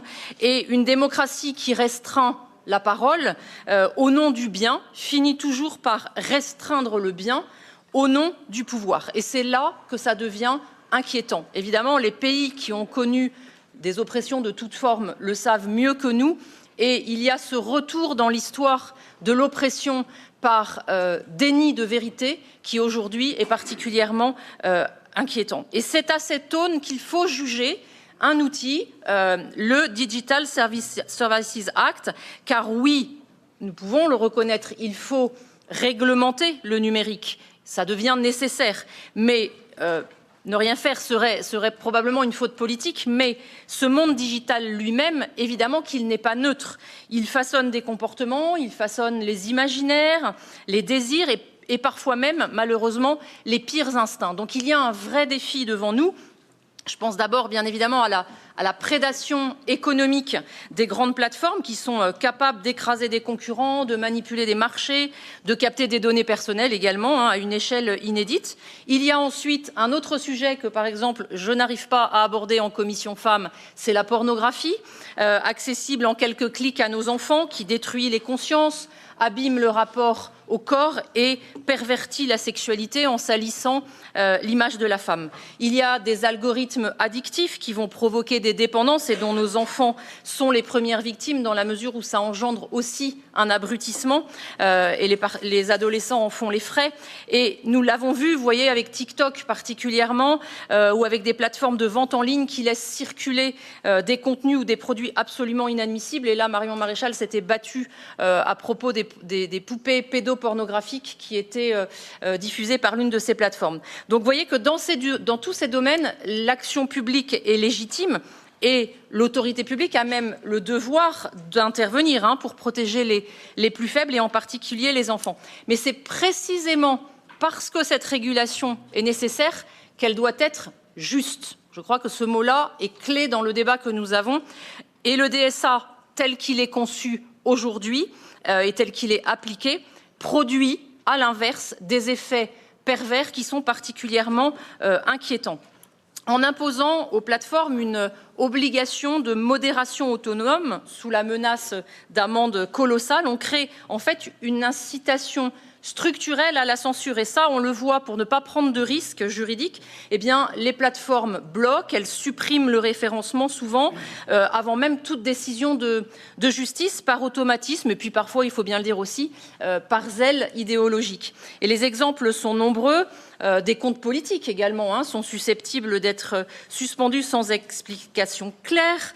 Des contenus licites, tout simplement parce qu'ils dérangent, sont supprimés. Et là, nous avons en France un exemple flagrant, c'est celui de la jeune Mila, dont les comptes sautent jour après jour. Je suis moi-même intervenue auprès des plateformes pour leur rétablissement. Ça tient 24 heures et puis à nouveau c'est supprimé, tout simplement parce qu'elle aurait exprimé une opinion jugée offensante. Il ne s'agit en aucun cas de délit, simplement d'opinions qui ne sont pas conformes à la doxa majoritaire. On pense bien évidemment à ce qui se passe au Royaume-Uni, où pour de simples tweets, certains sont condamnés au motif toujours le même, des discours de haine dont les contenus sont bien flous. J'en ai fait moi-même les frais puisque j'ai été mise en examen pour incitation à la haine en raison de l'orientation de genre. Procès que j'ai gagné, donc j'en suis heureuse. Mais voyez, en fait, cette définition même est le cœur du problème parce qu'elle est volontairement vague, elle est subjective, elle est extensible et en fait, elle permet d'assimiler une critique ou une conviction religieuse ou une conviction politique à une forme de violence symbolique. Donc tout devient potentiellement haineux, tout peut être signalé. Donc, tout doit être supprimé. Alors, qui décide? Sur quelle base? Avec quel garde-fou? Eh bien, ce sont, nous l'avons dit, des modérateurs privés, des algorithmes, des ONG militantes, qui sont aussi recrutés pour être les arbitres du dicible et de l'indicible. Donc, c'est un renversement qui est vraiment inquiétant parce que la parole politique n'est plus protégée par le droit, elle est tolérée par des acteurs privés. Là, il y a un fondement démocratique qui est vraiment atteint. Et donc, ça nous conduit finalement à un constat qui peut-être est le moteur même de cet enjeu, c'est que finalement, la prise du pouvoir du juridique sur le politique atteint une forme d'acmé là dans ce domaine de la surveillance numérique. Donc, vous voyez que tout nous échappe progressivement, c'est confié à des mécanismes juridiques, technocratiques, qui peuvent se porter partie civile. Donc c'est une abdication politique et c'est par là que je terminerai, parce que gouverner, ce n'est pas se cacher derrière des normes. Gouverner, c'est assumer des choix, c'est arbitrer entre des principes, c'est protéger les libertés, tout en sanctionnant les abus réels, bien évidemment. Et donc se pose ce problème de la fragilisation de notre société. Donc régulons le numérique, certes, mais faisons-le sans renoncer à ce que nous sommes, sans sacrifier la liberté sur l'autel de la sécurité morale, et sans oublier d'ailleurs que la vérité existera malgré toutes les tentatives de la masquer. Voilà, je vous remercie.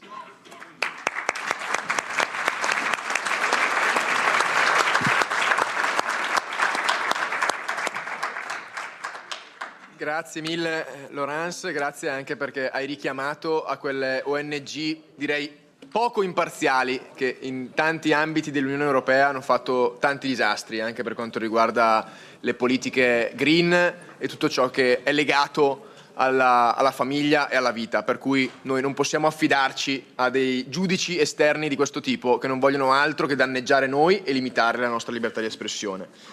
Perché costoro vogliono appunto cercare di eliminare quei post, quelle dichiarazioni di intenti scomode che tanti di noi fanno semplicemente dichiarando la verità dei fatti, perché a volte ci troviamo ad essere bannati dai social o a vederci eliminati dei post solo perché ricordiamo che un bambino viene al mondo semplicemente da un uomo e una donna, che ricordiamo che i bambini non possono essere oggetto di compravendita, che ricordiamo che i bambini nel grembo materno sono degni del nostro rispetto e della nostra tutela. Ed è anche per questi motivi che Tom ha visto i suoi post essere tolti dalle piattaforme di Meta e dopo numerosi casi di shadow banning ha deciso di fare causa a questa società.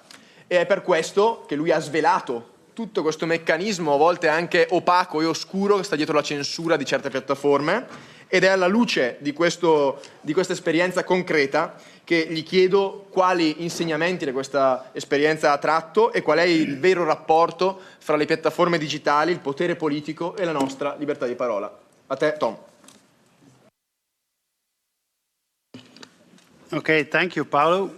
Ladies and gentlemen, dear colleagues, let me start with a simple statement. The European Union is losing its way. And I do not say this lightly. Just last year, J.D. Vance, Vice President of the United States, said it very clear in Munich that one of the most worrying evolutions in Europe today is a decline of freedom of expression. The idea that speech is increasingly treated as something dangerous, something that must be managed, filtered, and controlled. And he was right. Because what we are witnessing is not just a legal debate about content moderation. It's something deeper, much deeper, something political, something democratic. So the real question is, why is the EU losing its way? This answer is, in my opinion, very clear. Because real change of policy is no longer allowed. And that is not a minor institutional problem, it goes to the very heart of democracy. In a democracy, elections are not just some kind of ritual. They are supposed to correct the course. When citizens reject a policy on migration, on climate, on security, on cultural questions, political leaders are supposed to listen, adjust, and sometimes change direction. But in today's European Union, that correction mechanism increasingly fails.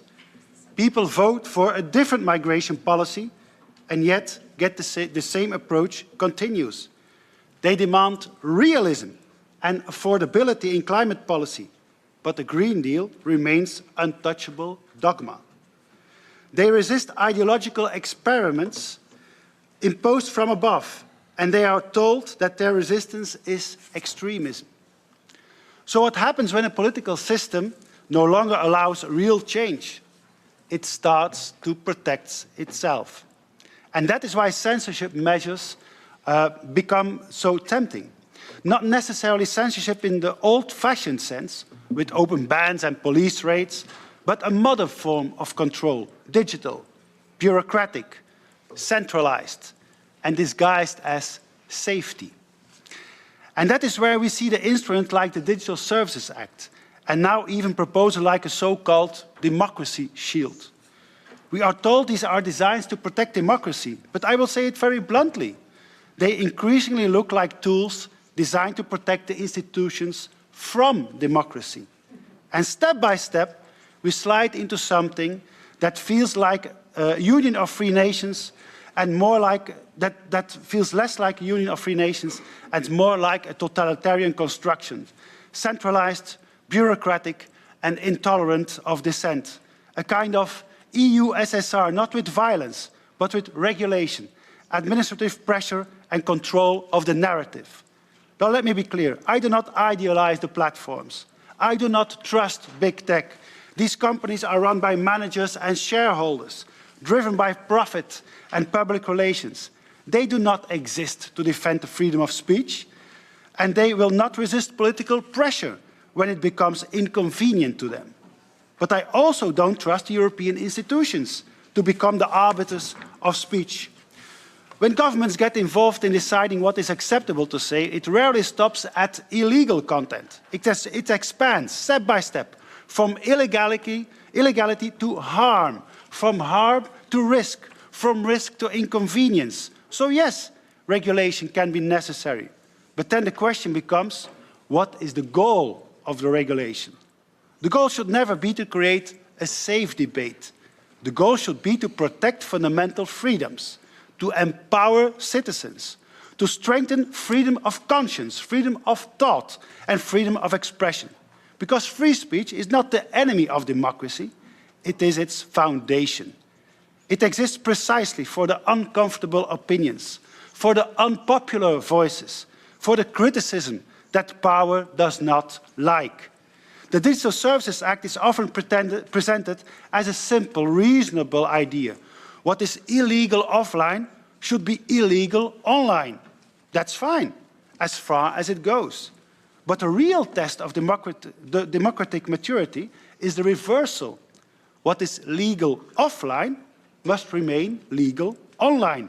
And there the DSA becomes problematic, because the DSA claims not to regulate content, but it obliges platforms to identify and mitigate so-called systemic risks. That sounds technical, but it is deeply political. It shifts power away from independent courts and towards platforms. Moderation teams, algorithms and networks of trusted flaggers, and it does not work through open bans. It works through quiet mechanisms that shape modern public debate.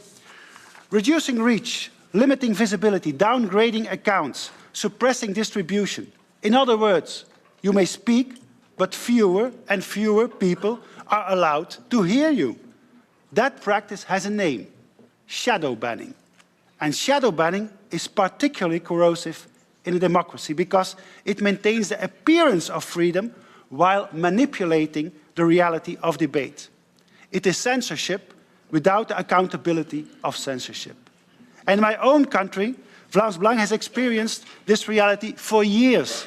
Shadow banning, invisibility, reach destroyed, not because something was illegal, but because it was politically unwelcome.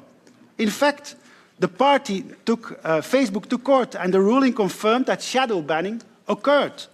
So this is not paranoia, it's not theory, it's reality.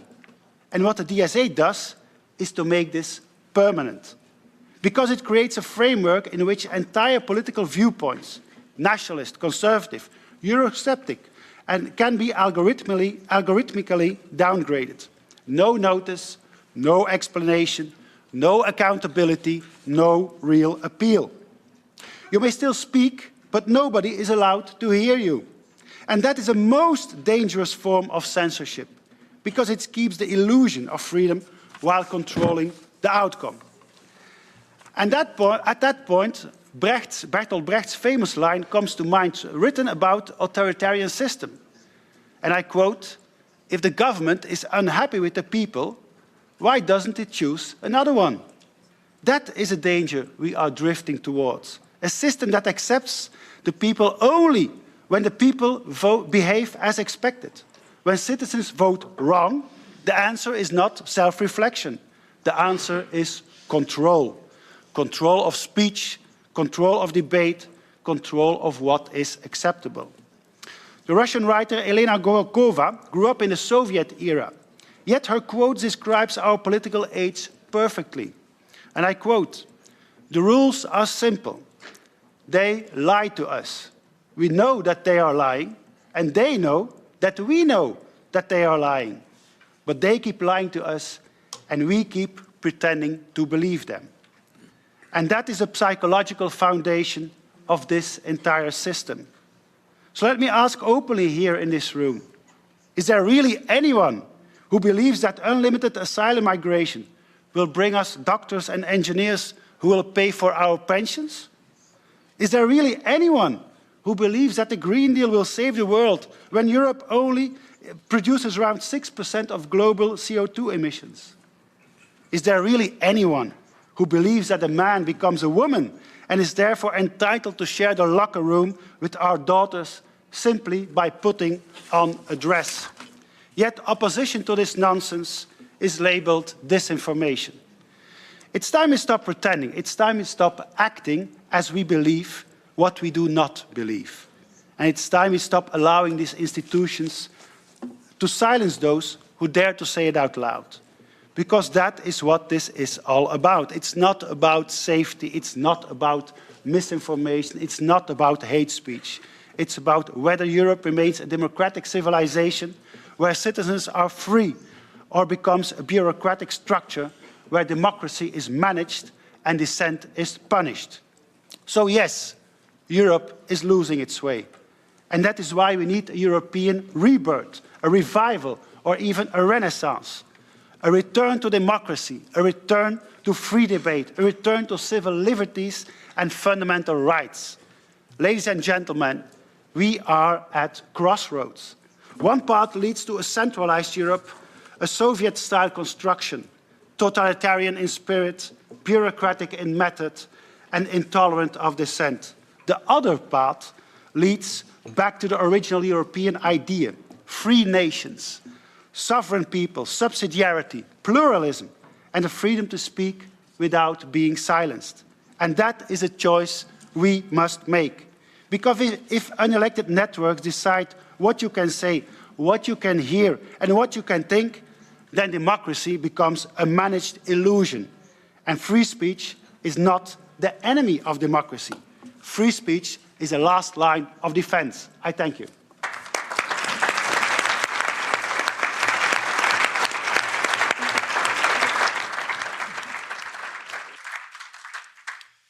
Grazie Tom, hai detto bene, i nostri non sono discorsi d'odio, tutt'altro, ma sono discorsi di buon senso, quel buon senso che troppo spesso viene censurato a favore invece di contenuti woke, progressisti e che vanno pian piano a instaurare quella dittatura del pensiero unico che magari non viene affermata con le armi, ma viene affermata tramite anche questi strumenti subdoli. Ed è per questo che, partendo da questa riflessione, passo la parola a Branko Grims, il quale, come ho detto in precedenza, ha spesso denunciato le storture del Digital Service Act e proprio a lui chiedo se il Digital Service Act stia favorendo in maniera esplicita questa ideologia woke e queste dinamiche legate alla cancel culture e allo stesso tempo cercano di reprimere il dissenso e soprattutto reprimere il buon senso.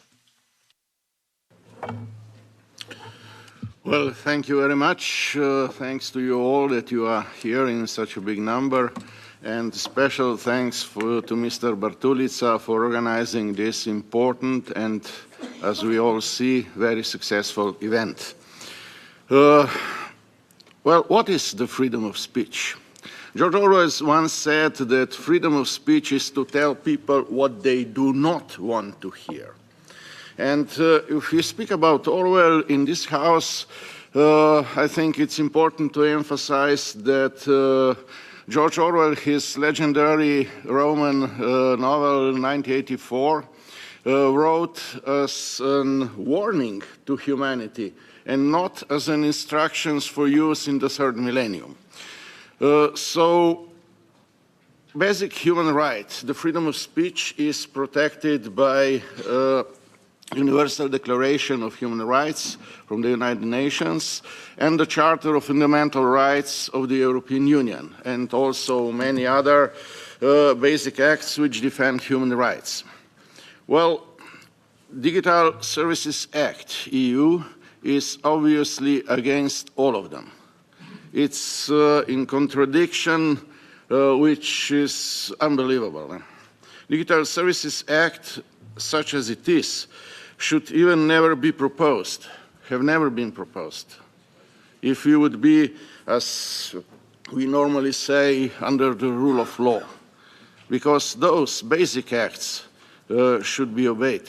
But, you know, when we speak about human rights, especially freedom of speech, many people, especially in the European Commission, acts like they have forgotten about those acts. But those acts are in power and should be obeyed. So, first of all, what is wrong with the Digital Act. It allows censorship. And with censorship, that means that it is obviously a totalitarian act and must be abolished retroactively, with including all its consequences, including also the 120 million euro fine for X and Mr. Jan Max. This punitive act of European Commission will have numerous negative consequences on relations between the European Union and the United States. And those relations, having good relations, are of course in our strategic interest. So this is why we should reject this DSA EU Act completely. What is special with this act is that it allows more and more censorship. For example, we have now in Spain extreme leftist government. And if this government decides that something, which can be true of course, is hate speech, under DSA it should be completely censored in the whole European Union. And as a matter of fact, as this works in the whole world. So this act is completely unacceptable. It's a totalitarian act. And those who imposed it, those who stick to it, those who voted for it, should be held responsible for that. Because they were warned, they had been warned before they voted for this act that it will lead to censorship. But nobody wanted to hear that, especially that majority that has been in the former mandate in this House. This is why DSA must be completely revoked immediately. Well,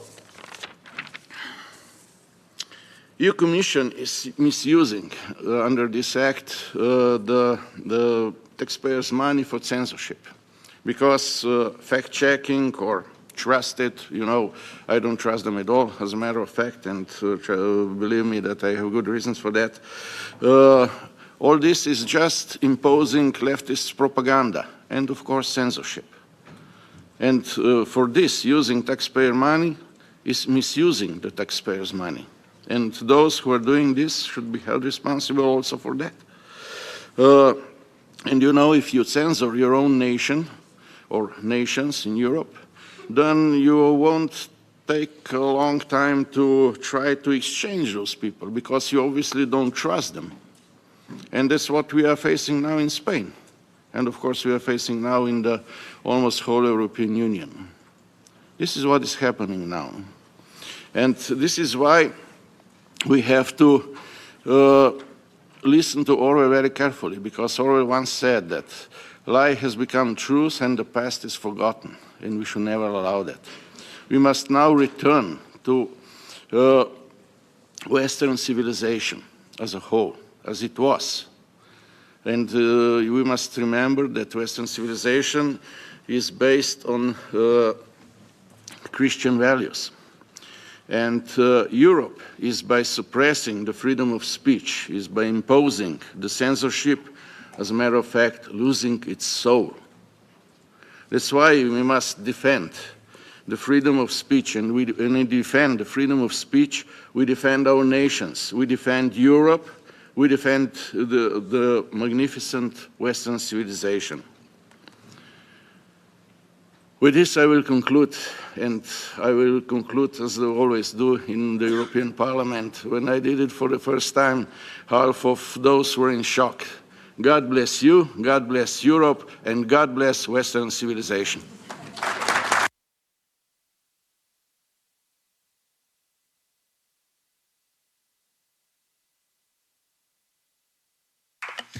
Grazie Branco, grazie per la tua analisi, grazie per il tuo coraggio nel portare avanti le posizioni non solo in questo contesto ma anche nell'aula parlamentare in un gruppo che non sempre ti è comodo, per cui lo dico senza mezzi termini. Grazie per il tuo ruolo e grazie per aver richiamato a quella civiltà che dobbiamo riscoprire, quella civiltà che ci accomuna anche ai nostri fratelli in Sud America che come noi cercano di difendere i valori cristiani, cercano di difendere la libertà di espressione e la dignità della vita. È per questo che do il benvenuto anche a Nicolás Mayoras e a Tomasa Yarhui Jacome. E in particolare a Nicolás darei il benvenuto, è un deputato argentino per la provincia di Santa Fe del partito del presidente Javier Milei, La Libertà Avanza, ed è presidente della Commissione Affari Costituzionali della Camera dei Deputati Argentina ed è stato in precedenza deputato provinciale.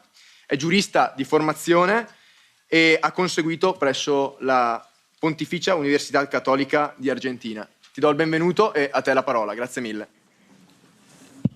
Grazie Paolo, gracias.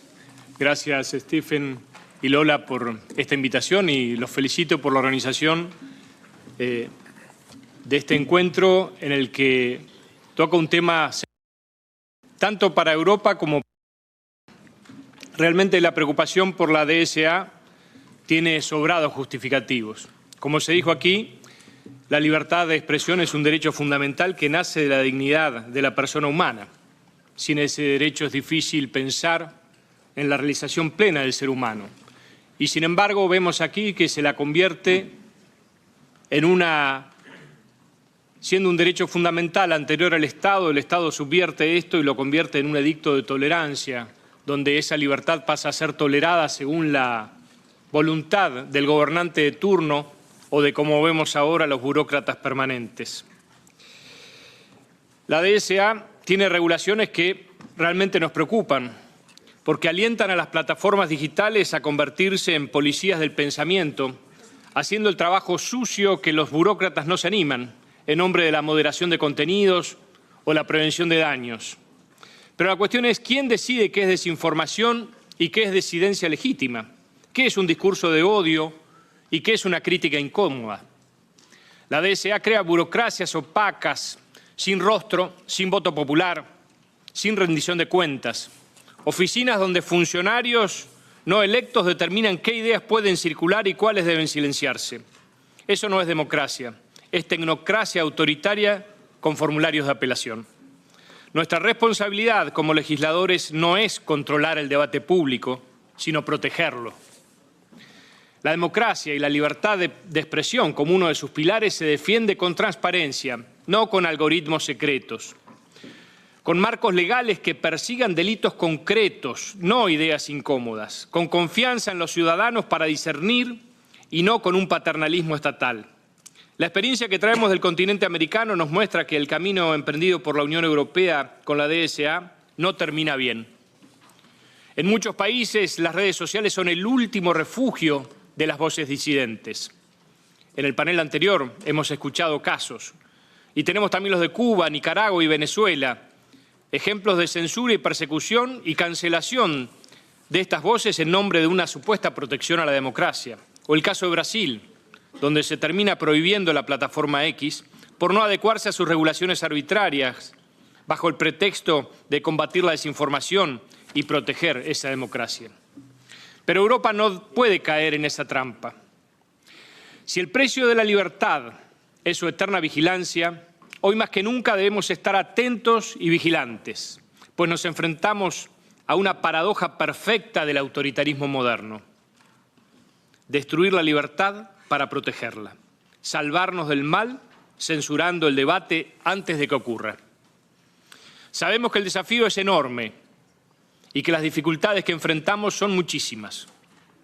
Pero es bueno recordar aquí, en este lugar, aquí en este Parlamento, a personas como Robert Schuman, un gran impulsor de la unidad de Europa, quien a pesar de las dificultades de sus épocas, el recuerdo doloroso de la Segunda Guerra Mundial, apostó a esa unidad, dando los primeros pasos con la creación de la Comunidad Económica del Acero y el Carbón, pero pensando siempre en poner en el centro de esa unidad al hombre como sujeto principal, a quien debe respetarse en toda su dimensión.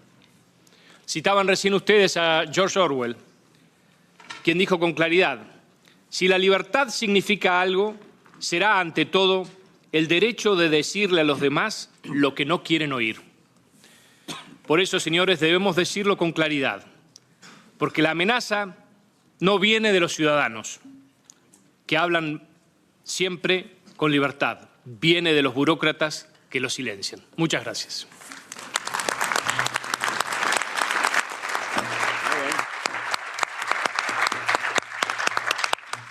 Grazie Nicolás, abbiamo capito che evidentemente Papa Leone ha pienamente ragione, perché quasi tutti abbiamo richiamato questa deriva orwelliana, ma stiamo cercando di riportare la verità delle parole e del buon senso.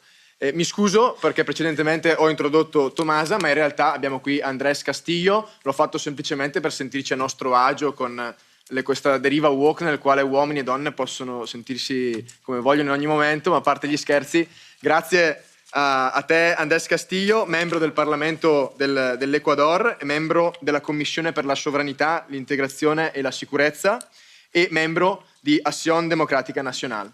Grazie e a te la parola.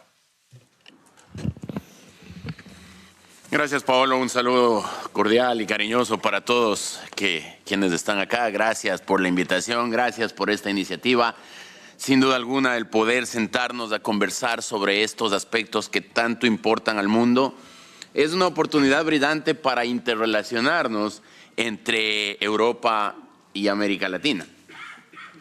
Quiero comenzar diciendo que la libertad de expresión no puede ser solamente una proclama, tiene que ser también un actuar diario, un actuar permanente, porque al menos en papeles esa libertad de expresión que hablamos es una constante en los postulados de la izquierda o de la derecha, es decir, están en los papeles, pero a la hora ya de defenderla, a la hora de aplicarla, quizás del lado de los sectores de la libertad está más marcada en acciones que en palabras, y eso es importante y fundamental sostener.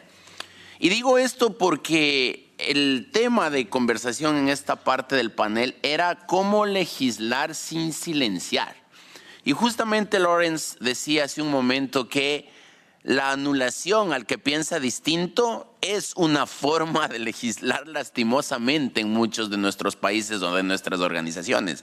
Es decir, ni siquiera llegamos a escuchar al otro por miedo a que ese disenso pueda resultar incómodo para los sectores dominantes. Y por supuesto que eso no es parte de lo que debe entenderse como la libertad de expresión. Por lo tanto, yo estoy convencido de que esa frase que alguna vez decía Cicerón. Cicerón decía que si es que existe conflicto entre la regla y la justicia, tendremos siempre que decantarnos por la justicia.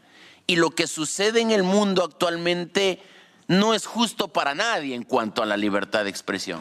El pretender acallar la voz diferente, la voz disidente, pues por supuesto que debe ser materia de preocupación, porque la justicia nos exige que todos tengan la posibilidad de decir aquello que creen que deben decir, sin más límites que la dignidad de las otras personas. Es decir, no podemos nosotros cerrar la posibilidad a que la gente pueda hablar, pero también la responsabilidad ulterior de sus expresiones tiene que fijarse como límite en la no imputación de crímenes y delitos. Y eso es importante decirlo. Para la izquierda latinoamericana, cuando ustedes le escuchan hablar al señor Maduro o al señor Ortega o a la señora Kirchner, tienen en la punta de la lengua el vocablo fascista para referirse a todo aquel que no piensa como es.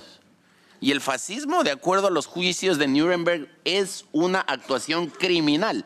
Y ese límite es el que debemos poner en la libertad de expresión. Por eso es que la Corte Interamericana de Derechos Humanos, inclusive la Unión Interparlamentaria y la Comisión Africana de Derechos Humanos, por citar 3 cuerpos normativos internacionales, dicen que nosotros, los funcionarios públicos, debemos tener un nivel de tolerancia superior a la crítica con respecto a los demás ciudadanos. Pero el límite está en que no se pueden imputar delitos o comisión de delitos, porque ahí es cuando se puede aplicar lo que nosotros conocemos como la responsabilidad ulterior. este tipo de normativas como las que hemos estado conversando, sin duda alguna es un experimento, negativo para poder desarrollar la libertad de expresión.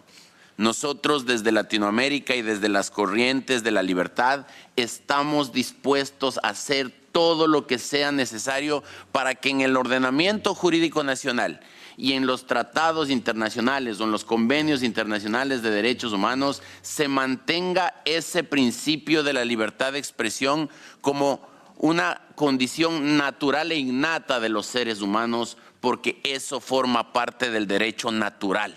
Y a nosotros, a quienes nos juntan las ideas de la libertad, sin duda alguna, una fuente fundamental del derecho es el derecho natural. La vida, la libertad, la integridad, la propiedad privada y, por supuesto, la libertad de expresión. Que estos foros se abran más, que esto no se quede solamente en este espacio, sino que hagamos un verdadero compromiso de trasladar los postulados que tenemos acá a nuestra gente que a ratos no ve este tipo de eventos como una oportunidad brillante para desarrollarnos en nuestros países. Gracias.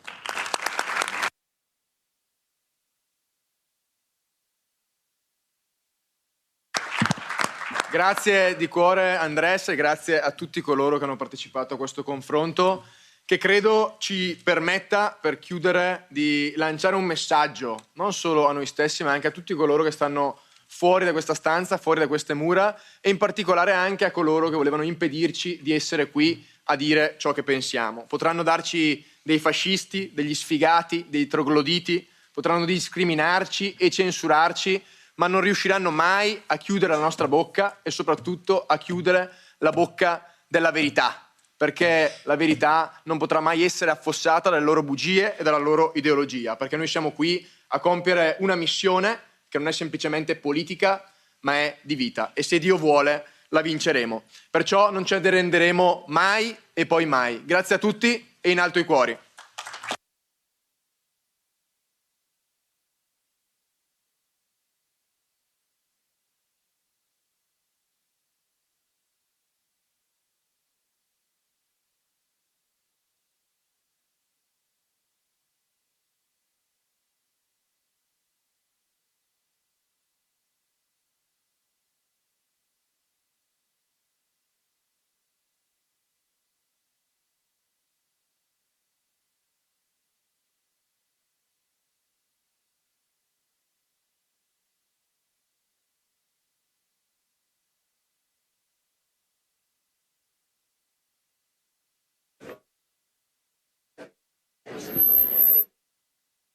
Super.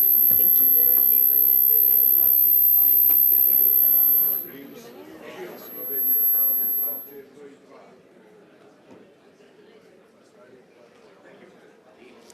Ladies and gentlemen, we make way for the last panel of the morning. We invite panelists and Ms. Margarita de la Pisa to take your seats.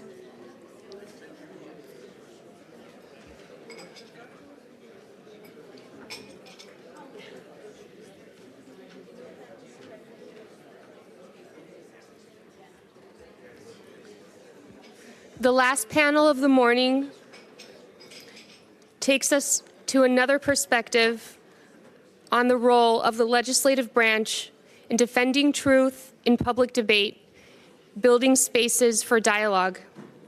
Panel chair is Mrs. Margarita de la Pisa, member of the European Parliament and member of the group of Patriots for Europe, representing the citizens of Spain. She is a Vox Party member, a member of the European Parliament since 2019. Ms. de la Pisa sits within the Committee on Public Health and the Committee on Women's Rights and Gender Equality. She received a degree in pharmacology with a specialization in biotechnology from the Complutense University of Madrid. And last but not least, she and her husband are parents to 9 children. Mrs. de la Pisa, speakers have a maximum of 10 minutes and commentators have a maximum of 5 minutes. Speakers are Lucy Akello, Member of Parliament from Uganda, Jesse Okijo Onua Kalusi, member of the House of Representatives from Nigeria, Santiago Santurio, member of Parliament from Argentina, Nicolás Ferreira, member of Parliament from Brazil, and Roland Portillo, member of Parliament from Guatemala. We will be receiving comments from Rodrigo Iván Cortés, Vice Chair of the Political Network for Values from Mexico. Mrs. de la Pisa, the panel is yours. Muchas gracias. Pues damos comienzo al tercer panel de esta tan interesante jornada, defendiendo la verdad en el debate público, construyendo espacios de diálogo. Es un honor poder acoger este evento en el Parlamento Europeo y damos las gracias a Political Network for Values por congregarnos una vez más a representantes de más de 30 nacionalidades. Nos dais la oportunidad de trabajar juntos creando lazos de cariño y amistad. Durante más de 50 años, determinados sectores del establishment han impulsado un discurso político, tanto por unos como por otros, articulado por un neolenguaje lleno de eufemismos, ambigüedades y contradicciones. Palabras biensonantes que han servido para encubrir una profunda y sistemática manipulación ideológica. Una manipulación que ha tratado de transformar nuestra cultura y nuestros principios fundamentales, hasta el punto de que, paradójicamente y de forma sibilina, llegan a promover exactamente lo contrario de lo que proclaman. Se habla de inclusión para excluir, de igualdad para generar desigualdad, de dignidad para atacarla. Incluso se vulneran los derechos humanos en nombre de los propios derechos humanos. Esta tergiversación del lenguaje y del significado nos ha llevado a un punto de cortocircuito moral y cultural, debilitando la capacidad de reaccionar, de comunicarse e incluso afectando la forma en la que nos estamos relacionando. El resultado, la distancia entre las personas, el enfrentamiento, la soledad. Esta confusión ya ha generado un enorme daño en nuestra sociedad. Es hora de responder llamando a las cosas por su nombre, reconectar las palabras con su significado real, para restaurar el sentido común, entendido no como la opinión mayoritaria, sino como la razón compartida que nace del reconocimiento de la verdad. En el panel anterior hemos visto la importancia de contar con diputados, de contar con proyectos políticos que desafíen esta corriente ideológica. Necesitamos exigir que se respete la libertad de expresión primero en los parlamentos, para que luego en la calle también pueda disfrutarse. Todos sabemos que está amenazada. Prueba ha sido la dificultad para celebrar este evento. Pero igual nos ocurre cuando tratamos de defender la vida o la familia. Nuestra responsabilidad es hablar de forma clara y sin complejos y no permitir ni la más mínima intención de cancelación. Si no se hace aquí en esta casa, en la calle habrá todavía más dificultades.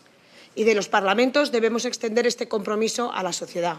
Universidades, calles, empresas, familia.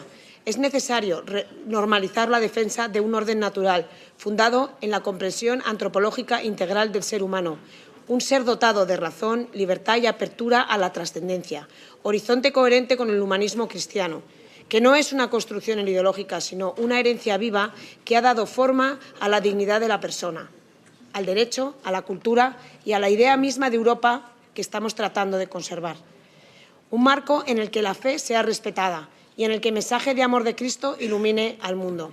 En este sentido, quiero recordar a Charlie Kirk, cuyo proyecto Turning Point ha sido decisivo en la recuperación de la libertad de expresión en Estados Unidos y que fue asesinado por defender la verdad. Porque aquí quiero pararme. No solo está en juego la libertad de expresión, también está en juego la libertad de conciencia, pensamiento, religión, especialmente si es la cristiana. Pero todavía más allá, está en juego la defensa de la verdad, incluso la más evidente. Hoy no solo no se reconoce, se niega. San Juan Pablo II dijo: la verdad nos hará libres. Pero yo pregunto, ¿es hoy libre la verdad? En este panel tendremos 6 invitados que han tenido la lucidez, la valentía para plantarse a favor de la verdad y del orden que nos lleva al bien común, desafiando una mentalidad contra natura impuesta por instituciones como esta casa, la propia Unión Europea, en sus estrategias, legislaciones y convenios.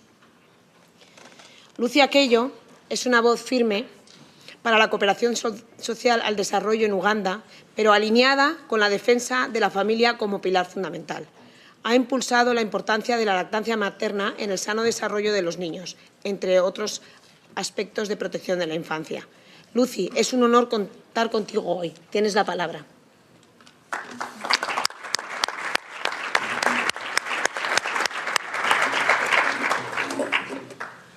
Hello, everyone. Lucy from Uganda.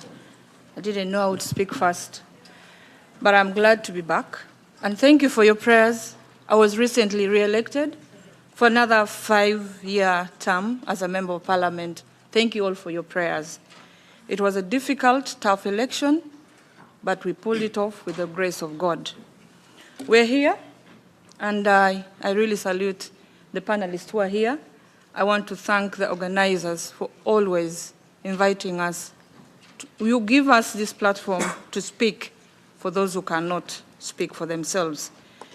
Defending the truth in public debates involves a combination of rigorous preparation, ethical communication, strategic engagement to counter misinformation and emotional manipulation.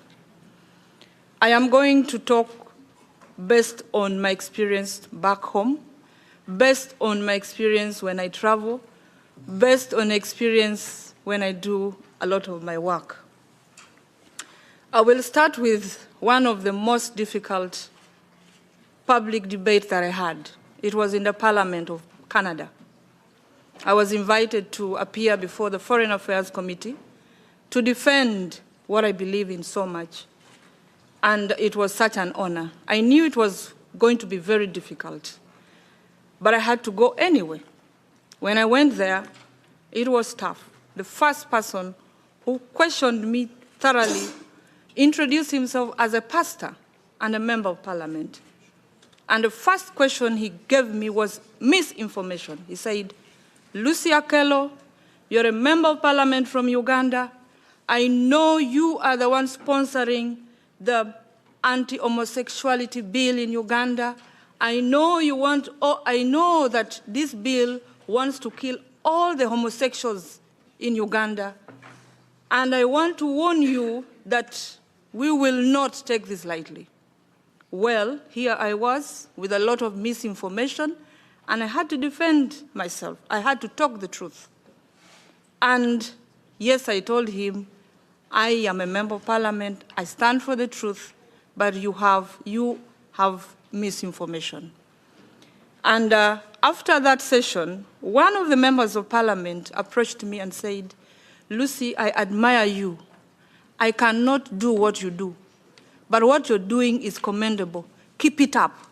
So, in other words, as a member of parliament, she believes that what I'm standing for is the truth. She believes that what I'm standing for is actually good for the world, but she's scared of talking about it. We have many of these people here, and that is why I want to thank you all who are here for standing up for the truth and speaking up. Many people out there would look up to us. Another thing I would want to talk about and comment. This thing is not about winning arguments. It is not about winning. It's going beyond winning arguments, but towards cultivating understanding, trust, and shared reality. When Charlie Kirk died, I followed him, I think, the most. I read a lot about him, and it gave me a lot of courage. It showed me the importance of having evidence, even as you approach your space in defending the truth. When I tabled a motion in parliament, in our Ugandan parliament, and I told them that, look here, as members of parliament, you're seated here comfortably. As ministers, you're seated here comfortably. But do you know that your children are being taught that it is okay to carry out abortion? Nobody could believe me. The speaker asked me, can you give me the evidence that this is actually happening? I had to run very fast to the nearest bookshop to buy the textbook that is being taught to our children. And when I presented this as evidence, then they believed me. So for us to talk the truth in public spaces and engage in dialogue, we must be armed with our evidence that will actually shield us. It is not enough to talk, we must speak with evidence. It is also, we must anticipate opposing claims. Like I said earlier on, when I was in the Parliament of Canada, a lot of things were said, but if I did not have the evidence with me, one, I never sponsored that bill. Two, that bill was not after any homosexuals to kill. No, it was misinformation to scare us off and to stop us from doing what was right. I also oftentimes use a lot of questions. When I cannot answer the question, I will ask you a question. I remember there was a motion still in Parliament. I raised a very important matter in Parliament, in our Parliament recently. And my Ministry of Health, with funding from Europe, we are going to start injecting our young girls, ages 10 to 13, compulsory administration of contraceptives to our young girls. When I raised the alarm, the ministry was in shock how I was able to get this information and how I was able to address them. So when I did that, the speaker was super happy and all the members of parliament were very happy. And what they did, they said the ministry must stop that policy henceforth and they must erase it from their plans. Afterwards, I got an urgent free interview with BBC Africa. And the interviewer asked me, why are you so biased? Why are you stopping a very good plan to help our girls, to help the young girls, to stop them from conceiving or getting pregnant? I asked him one question. What is so difficult? Is it getting pregnant? Are you scared of the young girls getting pregnant? Or you are more worried about the number of young girls who are going to be infected by HIV or who will get STDs as a result of being exposed to unsafe sex? And then I asked him a question. Are you more, if assuming you are a father or you're a mother, and you have a child who is having problems, say with alcohol, say with drug abuse, as a responsible father, are you going to introduce more alcohol to your child? Or you will help your child to stop alcohol? This is exactly what you're trying to do to these young children. You're telling them it is okay, let's prevent you from getting pregnant, but it's okay, you can go ahead and continue having unsafe sex. You don't care about these children anyway. So when I asked this question, he had no more question to ask me. Now, defending the truth is expensive. It is difficult. I have faced this myself, including being faced with a threat of not getting a visa to travel to some countries. It is okay, as long as you know that you are speaking for the truth.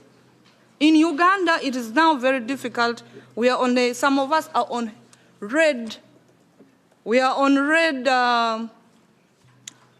a sort of ban from with other countries for passing the anti-homosexuality bill, which many people have never understood. I wish you could ask us what this bill was all about and what this act is about. It was about protecting our children. It wasn't about killing any homosexual, no. It was about protecting our children who were being coerced, who were being forced into homosexuality activities. As we are running out of time, allow me to read this famous quote.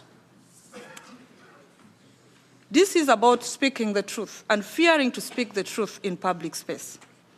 First, they came for the socialists. I did not speak out because I was not a socialist.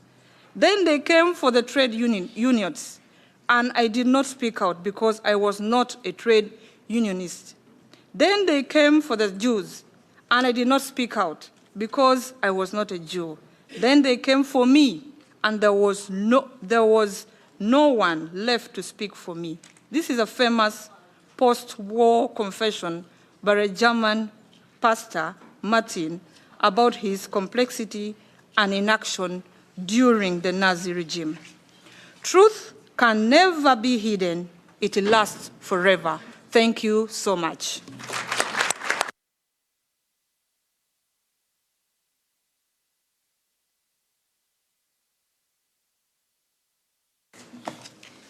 Así es, Lucy. Esta acción se impulsa tras la llamada perspectiva de género, pero realmente es un ataque a la inocencia de los niños, hipersexualizándoles y comprometiendo además su salud. Gracias por proteger a los niños. Yese Okey Yo Ono Akalusi, ahora miembro de la Cámara de Representantes de Nigeria, pero antes como abogado en la asociación Crystal Lawyer Fellowship of Nigeria. Su labor ha sido esencial en el respeto de la riqueza cultural africana, ante injerencias de entidades supranacionales, escondidas tras acuerdos de ayuda al desarrollo.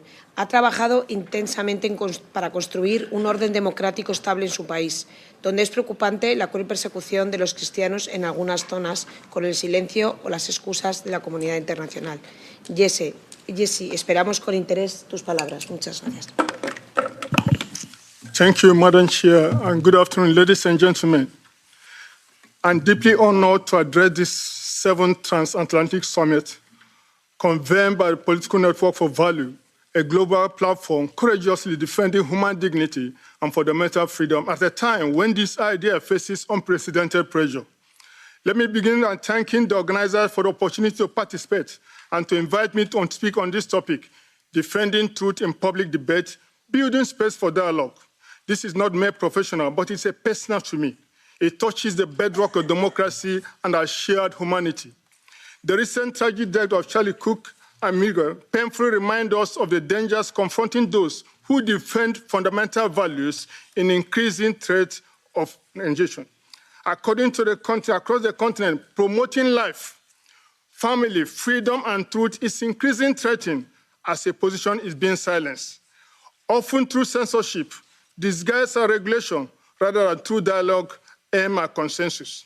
Yet truth is a public that remains a sine qua non for democratic growth.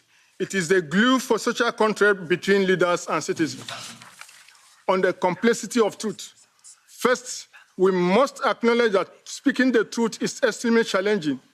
It is challenging because every one of us seated here have a safe haven, what we call or perceive as truth. For us to have a meaningful conversation, it is imperative that we open our minds to the reality that truth is often place and time determined. Truth can only be absolute where people share similar cultural orientation and background. The primary essence of truth is to actualize peace. But seeking truth in isolation without dialogue often produces rancor and disunity. This is why I'm particularly pleased that dialogue appears in today's theme. Dialogue is the main instrument to achieving the peace that truth seeks to bring. Allow me to use a simple illustration. Imagine as a Nigerian that I raised my child in the United States and travel back to Nigeria, and I ask my son, can you buy me a pair of pants? And he returns with underwear. Truthfully, my son did the right thing, but because of different perception. Even eyewitnesses here will see it that you told him to buy a pair of pants and he came with underwear because of the understanding. Growing up as a child, my grandmother normally used in this Igbo language, and I'm going to use it in my own local language. Meaning, if you insist everybody must see things exactly your way, you remain an island. Democracy at the age of noise. We live in an era of social media where unfettered loud noise but shrink understanding. It is an age when opinion travels faster than fast. Outrageous often replaces reason. Disagreement is too easily mistaken for hostility. In international, it confirmed that many of us feel that the world in a democratic reception, many countries are declining than improving in democratic performance. The Washington Post wrote, "Democracy dies in darkness."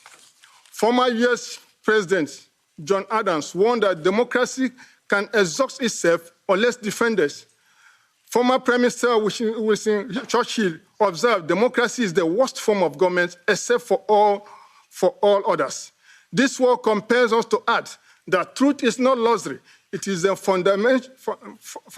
foundation for legitimacy and the basis of social justice and the compass for democratic leadership. I use a Nigerian case in Africa, a case study of fragile trust. Let me situate this situation in Nigeria, using Nigeria in 2023 general election. Over 93 citizens registered to vote, yet 26% participated in the presidential election. Similarly, it has been persistent since 2003. This is not voters' apathy, but it is voters' distrust. Blatant misinformation, toxic rhetorics, identified politics, and broken promises have driven many citizens away from democratic participation. Where truth disappeared from public debate, extremism filed a fertile ground. Legal framework for truth and dialogue in Nigeria. Nigerian Constitution, by Section 39, guarantees freedom of expression. And this freedom of expression is limited in the interest of public order and morality. We have other legal framework, like Electoral Act, that criminalizes misinformation and hate speech. We have a Cybercrime Act that addresses online falsehood and harmful digital conduct. Freedom of Information Act 2020 empowers citizens to demand transparency from the government. Broadcasting and media regulation balancing free speech responsibility. This law shows that regulation itself not the enemy of democracy, but misuse of regulation is. The goal must always be to protect truth, not power. I give you a practical example in one of the states, in Rivers State. Political tension between branches of government escalating into legislative paralysis, contested legitimacy, and public protests and media warfare. Rather than social dialogue, citizens are subjected to compelling narrative and institutional silence. This breaks down to political act of weaponizing information. Institutions fail to communicate transparently, and dialogue is repressed by confrontation. This result is eroded by trust and democratic fatigue among ordinary people in our various countries. Public debate and the democratic purpose. The public debate enables diverse engagement, accessible information, respect structure and tone, and persuasion through reason and not intimidation. Its purpose is not to win argument, but to build understanding and shape policies through consensus. Dialogue is the ingredients of consensus. Consensus is the democratic enduring armor. Practical strategies in this. Defending truth. We must look forward to verifying fact before speaking. Use credible source. Correct misinformation respectfully and promote cultural thinking and media literacy. Building space for dialogue. Create a safe civic space. Listen actively, not to opposing views. Focus on issues and not personality, and seek common ground. Standing on truth does not show weakness. It constitutes statesmanship. Recommendation. I hereby propose the 5 guiding principles that we should live an example, committing to fact-based discourse. Secondly, strengthen oversight as legislators, institutionalizing dialogue by partisan and community platform. Invest in civic education, equip young people with democratic value, and protect journalists and whistleblowers. I want to bring to attention many questions I've been receiving. What about the killings in Nigeria? Let me at this point state, I must speak to the painful reality unfolding in parts of Nigeria. The persistent killing of innocent citizens across several states are barbaric and unacceptable in any civilized society. Every life matters, and the continual life allowed through violence and banditry and community does not reflect a great insult to the shared value of humanity and democratic value. We expect the government to do more, but I must say that for peace, we cannot be imposed by force. It must be built on true trust, inclusion, and responsible government. Closing remark. Disagreement is not strange to politics, but dialogue is the only credible way to a lasting consensus. Truth in public debate is not optional. It is a habit of democracy. If we fail to defend it, we risk louder politicians and few statesmen, and more regulation and less legitimacy, more platform, but few conversation.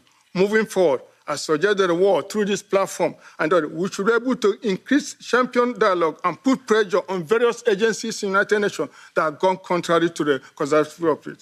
Ladies and gentlemen, I must say that from the Nigerian perspective, Parliament, we make courage to dialogue rather than truth.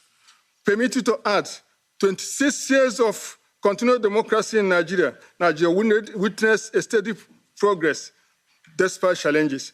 We invite the global partner to invest in Nigeria with a vibrant youth population and resilient people, economy, and improved regulatory framework. Nigeria is positioned as Africa's next major economic destination. Our tax laws are clearly clarified. Opportunity spans every sector, and innovation is here. So, ladies and gentlemen, I want to welcome you to Nigeria, the place to be. Thank you and God bless. So, this for you for Nigerian people. Thank you. Thank you very much.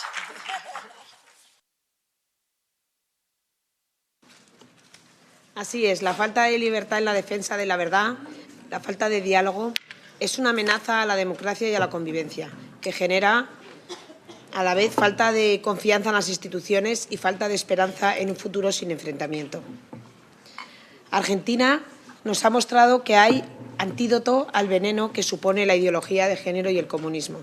Santiago Santurio, miembro del Parlamento de Argentina, ha sido una voz clave en este camino, desafiando con argumentos irrefutables. Santiago, cuéntanos cómo está siendo la experiencia. Muchas gracias, Margarita, y gracias a Political Network for Values por la invitación.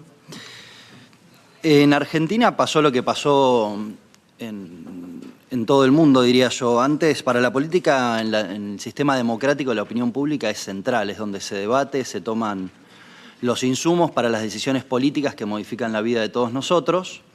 La opinión pública hasta hace poco tiempo se veía o se expresaba en los medios de comunicación, y los medios de comunicación estaban absolutamente tomados por la izquierda. Entonces la opinión pública era lo que decía la izquierda, porque la izquierda era la que dominaba los medios de comunicación. Pero hace no mucho tiempo apareció el arma más poderosa de la historia de la humanidad, que es el teléfono y las redes sociales.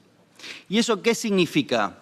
Que ahora lo que dice el periodista más importante del mundo le puede responder el ciudadano que está en medio del campo, que capaz no tenga la mejor educación, pero es el que más sufre lo que hacen los políticos irresponsables socialistas que condenan a vivir en la miseria por el socialismo, y responderle que no tiene que opinar su forma de vivir, sino que cada uno tiene su opinión y puede decirle la verdad y contestarle las mayores barbaridades a estos irresponsables que nos sometieron durante mucho tiempo diciendo mentiras en los medios de comunicación. Y eso empezó a cambiar.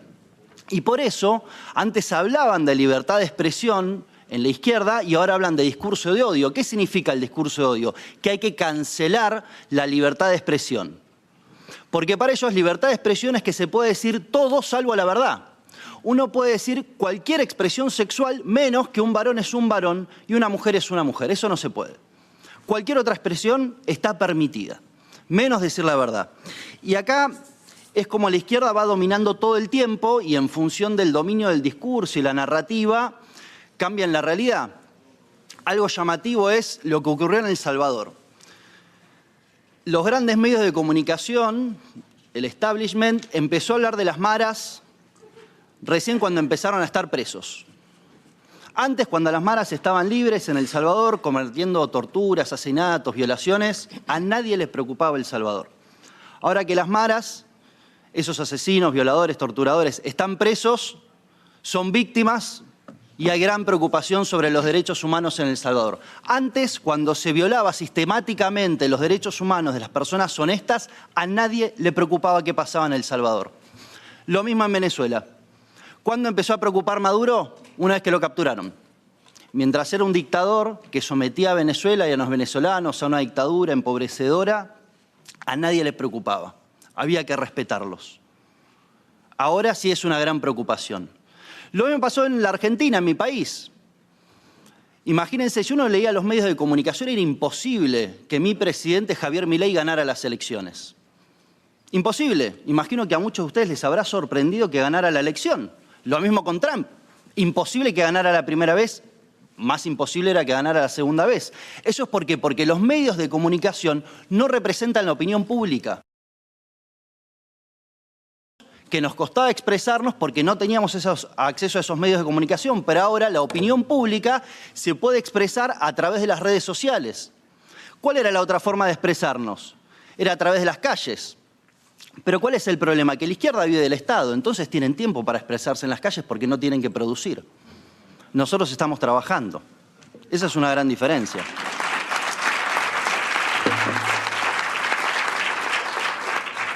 También es llamativa la preocupación cuando se habla del discurso de odio, que uno se sienta odiado es razón suficiente para cancelar al otro, pero los odios siempre son a la comunidad LGBT, trans, digamos, distintas minorías que empiezan a tener muchísima fuerza. Ahora, es raro que no exista, por ejemplo, existe la transfobia, la homofobia, pero no existe la cristianofobia. A pesar de que uno sabe la persecución y la muerte de millones de cristianos en todo el mundo. Algo que, bueno, el presidente Trump ha tomado, y no quiero desplazarme, pero ya en África sobre todo es algo terrible lo que está ocurriendo. Y eso, ahí no hay odio. Eso es más complejo. Ahí hay que ver realmente qué es lo que está pasando, hay que saber entenderlo. Eso la prensa no se hace eco. Lo mismo pasa cuando uno dice que, y esto para mí es un caso paradigmático, si uno dice un inmigrante de un pueblo árabe asesinó y torturó a una niña, lo que más impacto va a generar es que uno diga quién fue el victimario y no el hecho que ocurrió atroz. O sea, es más cancelable lo que uno diga que diga la verdad que realmente la tortura y los crímenes que están ocurriendo. O el problema de migración grave que está sufriendo Europa. Porque Occidente está en peligro, lo dijo el presidente Milei en Davos hace 2 años. Y cada vez es más grave. Me acuerdo desde el sector conservador, hace muchas décadas decíamos que la natalidad era un problema grave y que había un plan para ir en contra de la natalidad, para que el ser humano se empiece a extinguir. Nos decían conspiradores, nos decían un montón de barbaridades. Ahora es una preocupación mundial, no pueden tapar el sol con las manos. Y es un problema grave que están sufriendo la mayoría de los países, de toda la región. Y en ese momento no nos escucharon. Bueno, nosotros entendemos que Occidente está en peligro, pero nosotros tenemos los instrumentos y las herramientas para salir adelante. Y esto no es nuevo. Ya, si uno mira el juicio cuando Cristo fue juzgado, tuvo 2 juicios distintos, o 2 momentos de un juicio. El primero se le acusa de blasfemia, porque él dice yo soy el que soy. Entonces se rasgan las vestiduras y le dicen que es un blasfemo. Podríamos decir que era una especie de discurso de odio, que estaba diciendo algo atroz, intolerable. Pero en el segundo juicio, cuando se va a Poncio Pilato, no lo juzgan por blasfemo, lo juzgan por sedicioso, que va en contra del emperador, que va en contra del rey. Lo mismo están haciendo ahora. Con nosotros primero nos dicen que somos los odiadores, que tenemos un discurso que lo que busca es deshumanizar a las personas, cuando en verdad lo que hacemos es defender la humanidad y la verdadera igualdad, porque para nosotros todas las personas son iguales, porque todas somos creados por imagen y semejanza de Dios. Y cuando ese discurso de odio nosotros lo dejamos pasar, lo que viene a decir después es que somos un peligro para la democracia. Entonces, para defender a la democracia nos tienen que cancelar, nos tienen que encerrar, y así hay casos de todo tipo. Si no, recordemos a Trump cuando le cancelan la cuenta de Twitter. Había dictadores, y hay dictadores que tenían la cuenta de Twitter, que podían tuitear sin problema. Trump, expresidente de los Estados Unidos, no. Es llamativo. ¿A nadie le hacía ruido en ese momento hablar tanto de libertad de expresión y defender la democracia? Bueno, lo mismo pasó con Cristo. Para la izquierda, Barrabás era una víctima social que había que liberar y Cristo era el problema porque decía que había que seguir el camino, la verdad y la vida y había que encerrarlo y había que matarlo. Eso que ocurrió hace 2000 años es lo mismo que viene pasando ahora. Y a nosotros no nos da miedo, y nosotros sabemos que el camino es defender la verdad, defender la opinión pública, porque nosotros no tenemos miedo de la discusión y del debate. Nosotros no tenemos miedo porque nosotros sabemos que defendemos la verdad y no nos da miedo hablar de la verdad. Porque si nosotros no decimos que hay verdad, tampoco hay derechos humanos. Si nosotros no podemos reconocer que hay derechos inalienables, universales, que tenemos cada uno de nosotros, si no podemos afirmar esa verdad mínima, ¿cómo vamos a construir una sociedad en democracia? ¿Cómo vamos a reconocernos como iguales? ¿Cómo vamos a tener una discusión real? A nosotros no nos importa el consenso por el consenso, porque uno puede tener consenso en el mal. En verdad el consenso es un medio ¿para qué? Para construir la justicia y la paz que tiene que estar sostenida en la verdad, si no es una mentira. Si no es la tranquilidad del cementerio, si no es la tranquilidad sobre el mal, y en el mal hay que combatirlo siempre. Por eso el presidente Milei para mí es muy claro cuando dice a los zurdos ni un centímetro, porque a la verdad hay que defenderla, y una verdad mezclada de una mentira siempre es una mentira. Por eso para nosotros defender la libertad de expresión, defender la opinión pública y la búsqueda de la verdad es una pelea milenaria, es una pelea trascendental y es una pelea que para nosotros es fundamental en cada uno de nuestros países, en cada uno de nuestros lugares. Por eso, para cerrar, la bienaventuranza dice, bienaventurados los perseguidos a causa de la justicia, porque de ellos es el reino de los cielos. Nosotros sabemos que podemos ser pocos, podemos ser muchos, podemos ser perseguidos o apoyados, pero la verdad siempre la vamos a defender. Muchas gracias.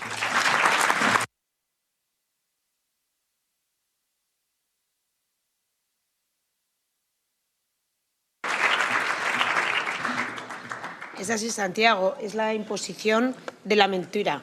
Vemos que cuando se dice la verdad sorprende la susceptibilidad, ¿no? Les escuece, les duele. Y entonces dicen que se genera odio y se intentan convertir en víctimas, sorprendentemente.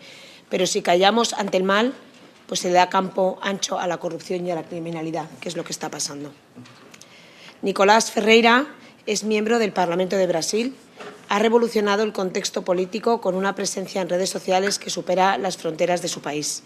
Es fuente de inspiración de la juventud por su claridad en sus valores y su determinación al defenderlos. Recientemente, con la movilización Despierta Brasil, demostraron su compromiso con la libertad de expresión. Deseando oírte, cuéntanos un poco más. ¿Cuántas personas participaron? ¿Empezasteis 5? ¿Acabasteis cuántos? Muchas gracias. Members of Parliament, Your Excellencies, speakers, ladies and gentlemen, being in this Parliament is not merely a personal honor. Above all, it's a clear reminder of what is truly at stake in our time. Parliament exists because throughout history, free societies have understood a fundamental truth. Power must be overseen, confronted, and permanently questioned. And this is only possible where there is freedom, especially freedom of speech. Freedom is not a concession granted by the state. It does not arise from resolutions or administrative permissions. As Frédéric Bastiat thought, it was not the law that created freedom. It was freedom that made the law necessary. When this order is reversed, rights cease to be recognized as rights and begin to be treated as favors. And when rights become favors, democracy has already begun to erode. Among all freedoms, freedom of speech is the one that sustains the others. George Washington warned that when it's taken from us, we are led in silence, like sheep to the slaughter. He was not speaking of a sudden coup, but of a slow, almost invisible process in which fear replaces courage and conformity takes the place of debate. It is within this context that Parliament fulfills a central role. It exists to oversee the government, to challenge power, and to represent the plurality of society. Therefore, the freedom of parliamentarians to speak, question, criticize, and denounce must be full and unhindered. When a parliamentarian is silenced, it's not merely an individual who loses a voice. It is the citizen he or she represents. In Brazil, I have experienced this reality firsthand. I was elected federal deputy in 2022 as the most voted candidate in the country. And it's important to explain this to the international audience. In Brazil, electoral campaigns can consume millions in public funds. Mine did not. It was financed by private donations at an average cost of approximately €1 per vote. The internet, as a free space for the exchange of ideas, was decisive in this process. There, ordinary citizens were able to debate politics without official filters, without state mediation, and without prior authorization. And it was precisely for this reason that the reaction came. At the end of that election, my social media accounts were suspended after I requested that the Electoral Court investigated allegations related to the electronic voting system. I did not declare fraud. I did not incite violence. I merely requested an investigation. Even so, I was censored. It became clear that the issue was not the content, but the right to question. Later, as a sitting deputy, I was sued for fake news by the then Minister of Human Rights in President Lula's government after I denounced the government intention to implement unisex bathrooms in public spaces, including schools, something that was explicitly stated in a public resolution issued by a federal council. Shortly thereafter, the same minister was dismissed following allegations of harassment against another minister. The fact I denounced remained true. The lawsuit against me did as well. In another episode, I was questioned by the federal police for having called the President of the Republic a thief in a speech delivered at the United Nations. Whether one agrees with me or not, the central question is, can a parliamentarian be criminally investigated for a political opinion? When that question no longer has a clear answer, democracy has already begun to deform. These facts lead us to a recent and revealing example of the importance of social media as a space for free debate. I published a video criticizing the Brazilian government's intention to monitor transactions conducted through PIX, the most widely used instant payment system in the country. The video surpassed 340 million views. This was not merely an impressive number. It was proof that society wants to be heard, wants to participate in the debate, and does not accept measures that threaten fundamental rights. The reaction was so intense that the very next day, the Brazilian government reversed course and revoked the regulation that would have expanded oversight of PIX, an explicit retreat in the face of popular pressure fueled by social media. These episodes are not exceptions. They are part of a broader trend. They attempt to control public debate under the seductive discourse of so-called regulation. And there is an important point here. This process does not affect only parliamentarians. It cascades downward and reaches the most vulnerable. It affects students in schools and universities who learn earlier on that certain questions must be not asked. It affects teachers who begin to weigh every word out of fear of punishment. It affects pastors, fathers and mothers, ordinary citizens who feel constant pressure to remain silent, even in the face of absurdity. Because if those who enjoy parliamentary immunity are being persecuted, investigated, and intimidated for their opinions, the message received by the ordinary citizens is simple and brutal.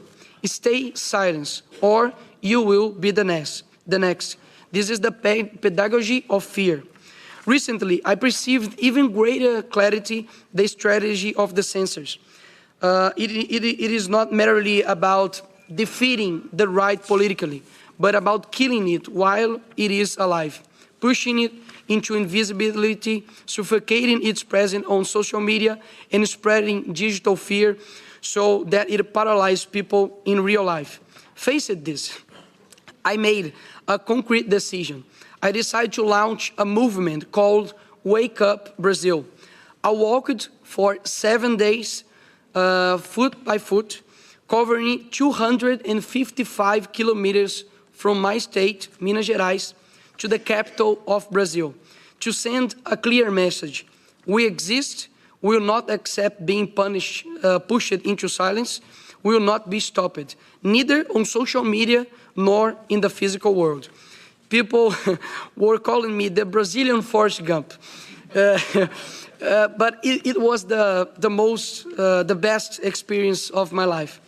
And this was possible because today the internet is the largest public square in the history of humanity.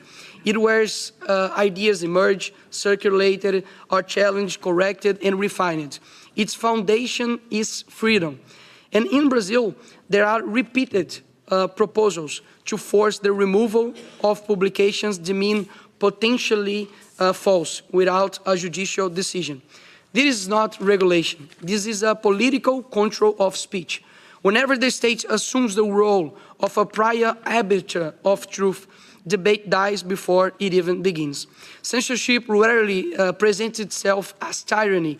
It presents itself as care, protection, the fight against hatred or the fight against disinformation. But the final result is always the same: less freedom, less pluralism, less democracy.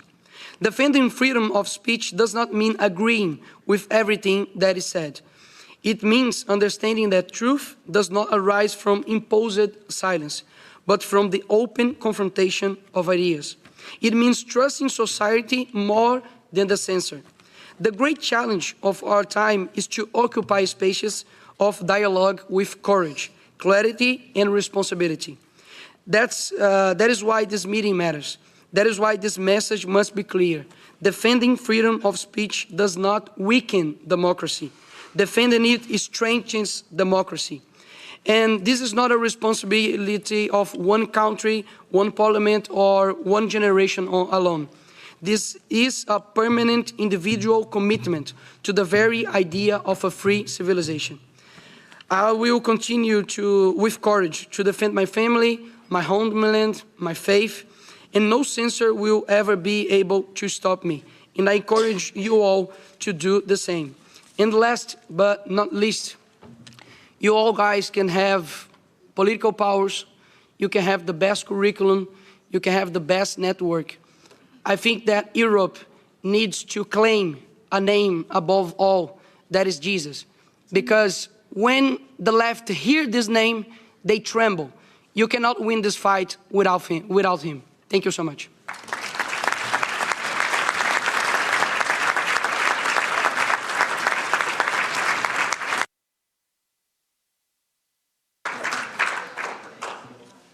Es así, vemos que la libertad de expresión es cada vez más generalizada, no son excepciones. Cada vez afecta a más personas, ciudadanos que ven sus libertades más fundamentales amenazadas. No se puede aceptar este desplazamiento. La represión está instaurando el miedo y el miedo paraliza a la sociedad. Por eso me gusta que justo tu reacción fuera generar movimiento, ¿no? Y cómo tanta gente se unió a ti. Ronald Portillo es miembro del Parlamento de Guatemala, fue viceministro de la Prevención Comunitaria de la Violencia. Él ha entendido que un sólido marco de valores es clave para el futuro de las personas. Ha trabajado para que la educación y la familia sean una herramienta para reducir la criminalidad. También está comprometido con la libertad religiosa. Logró que en Guatemala se estableciera que cada primer sábado de agosto se celebre el Día de la Biblia. Muchas gracias, Ronald. Te doy la palabra. Muchas gracias. Muy buenos días a cada uno de ustedes.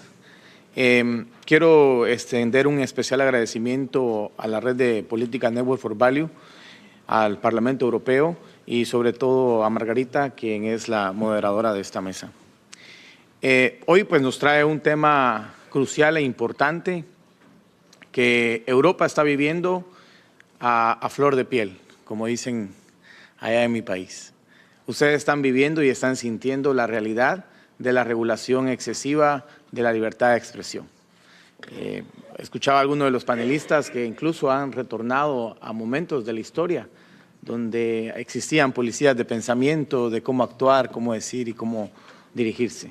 Hoy, pues lamentablemente, con las regulaciones que he escuchado, creo que están tocando esa frontera o están volviendo a esa frontera. Hoy el tema es bastante interesante porque la defensa de la verdad en el debate público y la construcción de espacios de diálogo se vuelve un reto cada día más fuerte o más difícil de alcanzar, sobre todo con estas regulaciones. Y preparé una presentación donde no pretendo o no realizo ninguna receta o alguna propuesta o alguna solución con modelos infalibles, pero que llevan diversos enfoques, ventajas y desventajas y las consecuencias de los modelos que existen actualmente, o por lo menos que conozco en el tema de la regulación de la libertad de expresión y el discurso de odio. Hablaré a grosso modo de 3 modelos: el modelo estadounidense, el modelo europeo y el modelo interamericano, que resulta siendo un balance o un intermedio entre ambas propuestas. Cada uno, pues como les digo, tiene sus ventajas, sus desventajas y sus consecuencias, y tienen amplia jurisprudencia en las que las Cortes han aplicado esto ya. Creo que es importante resaltar y hablar sobre los discursos de odio y lo problemático que se vuelve tratar de definir qué es un discurso de odio, y sobre todo las ambigüedades que pueden existir en estos temas, como por ejemplo la censura blanda ante la regulación ambigua. Hoy cualquier cosa puede ser un debate de odio. La polarización que existe al momento de proponerse alguno de los temas, se fragmenta cada vez más la opinión, y la intimidación, ya sea por parte de la fuerza del Estado o de estos grupos fragmentados que tratan de imponer su punto de vista en el debate público. Existe una redefinición del lenguaje, y esa es una forma de censura moderna. Ya lo decía Santiago en su exposición, hoy decir las verdades absolutas se vuelve completamente violento. Hablar de hombre y mujer es complicado, ya no se habla de mujeres, incluso se habla de entes menstruantes, por ejemplo. Y eso creo que distorsiona cualquier concepto básico e incluso la protección que se buscaba en algún momento para la regulación sobre temas de mujer, ¿verdad? La táctica sigue siendo la misma, se disfraza de defensa de principios, es igual al odio, ¿verdad? Y la protección de la primera infancia se vuelve en intolerancia. Si nosotros buscamos que no se informe o se enseñe ciertos contenidos, se vuelve en una intolerancia. Pero si buscamos que se realice con base a estudios científicos, eso también se vuelve una especie de odio, ¿verdad? Tenemos un marco común, que es la Declaración Universal de Derechos Humanos, en el artículo 19, donde prácticamente habla de que la libertad de expresión no es un premio del gobierno, es un derecho fundamental. Y creo que ese es el enfoque que se nos ha olvidado o se está olvidando en este momento. No es una concesión que da el gobierno, es un derecho que tiene la persona de un concepto básico que es la dignidad humana. Pero aquí respondemos la pregunta, ¿cómo construimos entonces la verdad en el debate público? ¿O cómo podemos lograrlo? Porque tenemos la contraparte del relativismo, hoy cada persona es subjetiva y dice lo que piensa, y esa idea se vuelve una idea absoluta, versus el autoritarismo que también existe, que prácticamente impone los pensamientos y la forma en la que debe de dirigirse el debate. Proponemos básicamente que se recupere el lenguaje y la dignidad, la razón basada en la evidencia y la garantía, y ocupar los espacios de la tecnología. Las plataformas digitales son medios de expresión que lamentablemente se están sobreregulando y únicamente están dejando la voz a una opinión dominante. Y eso es bastante peligroso, porque el ser humano, al ver una única voz dominante, empieza a minimizar su propia opinión y tiene miedo a exponerla. Y si eso lo complicamos con la persecución que pueda existir de un ente como el Estado, genera un temor absoluto, ¿verdad? Tenemos que recuperar el lenguaje y la dignidad, estos conceptos son importantes. También la razón, evidencia y garantías, hay que tener esas reglas excepcionales a la regulación, es decir, no se debe estar limitando tanto a la libertad de expresión, sino que deben ser casos muy puntuales, y creo que eso es lo que más me gusta de uno de los modelos que vamos a abordar. Por razones de tiempo iré avanzando a los modelos que me interesa ir presentando, que es los diferentes estándares que existen. Este es el estándar estadounidense, que básicamente no se censura el odio.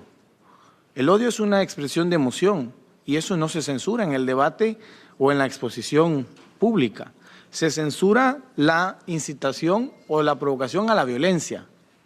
Es un poco el tema de la libertad de las ideas, ¿verdad? Basada en en el modelo que ellos están implementando. Mientras tanto, el estándar europeo está un poco, bueno, no un poco, mucho más regulado. No solamente se regula el tema del sentimiento de odio, sino que también se regula el tema de la discriminación y el racismo, no importando si este puede o no generar una afectación real o una violencia real en las personas. Y ese es un poco el debate. Prácticamente nos estamos volviendo a un modelo restrictivo, en donde se excluye cualquier discusión del debate público.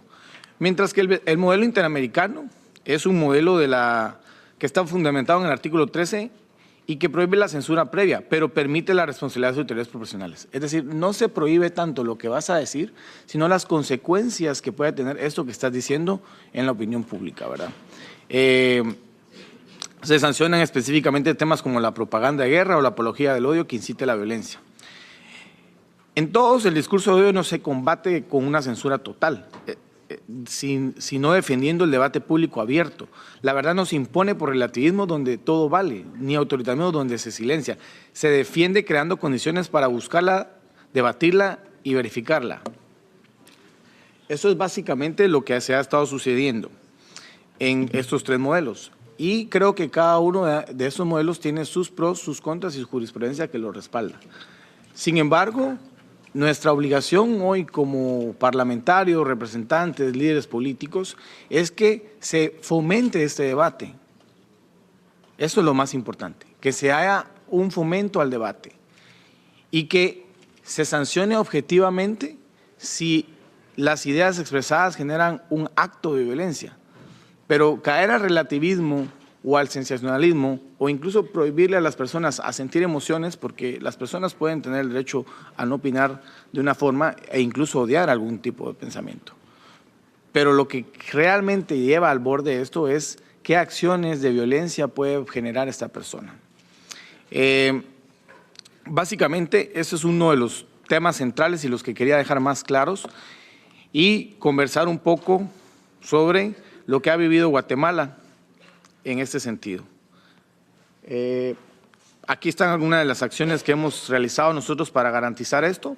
Hemos hecho alianzas estratégicas con foros de grupos religiosos, porque la libertad de expresión y la libertad de creencia, aclaro aquí, no es lo mismo, pero están intrínsecamente relacionados. Y una forma más pura de libertad es la creencia, porque eso va a la intrínseco de la persona, en qué decide creer. Y eso también se ha buscado silenciar a través de de volverlos iguales, ¿verdad? De que vuelvan igual la libertad de expresión con la libertad de conciencia. Para ir finalizando, creo que es importante resaltar de que recientemente Guatemala recibió un informe de la Comisión Interamericana de Derechos Humanos, donde yo resalto el voto disidente parcial de dos representantes. Ellos básicamente argumentaron de que lo que estaba haciendo la comisión era una imposición ideológica, porque se había cuestionado una política pública que promovía la abstinencia sexual dentro de la primera infancia. Entonces, la comisión consideró que esto es violatorio a los derechos sexuales y reproductores de los niños y los adolescentes. Sin embargo, es ahí la importancia de los comisionados que se nombren por parte de las diferentes instancias ante las comisiones, ¿verdad? Porque fue la forma en la que logró ponerse por lo menos 2 votos siguientes de 7 que lo integran. Así que un llamado a esa mayoría silenciada que resiste con el sentido común sobre la familia, porque sabemos que sin ella no hay futuro, la dignidad no se negocia y la libertad no depende de aplausos o modas. Defendemos la verdad, no cerrando diálogos, sino abriéndolos. El discurso de odio se contrarresta con más discursos buenos, contra narrativas educativas y el debate inclusivo. Muchas gracias.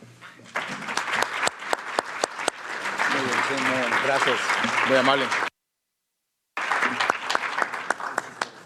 Muchas gracias, Ronald, por tu aproximación, porque es verdad que vemos que hoy hay menos contundencia ante los actos tangibles, ¿no?, que ante la percepción o las intenciones o pensamientos o sentimientos, ¿no? Y esto da el pretexto justo de esta cancelación. Terminaremos este panel con los comentarios de don Rodrigo Iván Cortés, vicepresidente de Political Network for Values, también presidente de Frente Nacional por la Familia, que defiende 3 pilares: la vida, la familia y las libertades. Tienes la palabra, Rodrigo. Gracias. Cuando la ley se vuelve censura, la libertad se cancela y se aniquila la democracia. Señoras y señores, queridos colegas y amigos de la Political Network for Values, inicio con esta advertencia porque describe con precisión el momento que vivimos. Hoy, en muchas democracias, la libertad no es negada abiertamente, es redefinida. ¿Cómo pretenden redefinir vida y familia?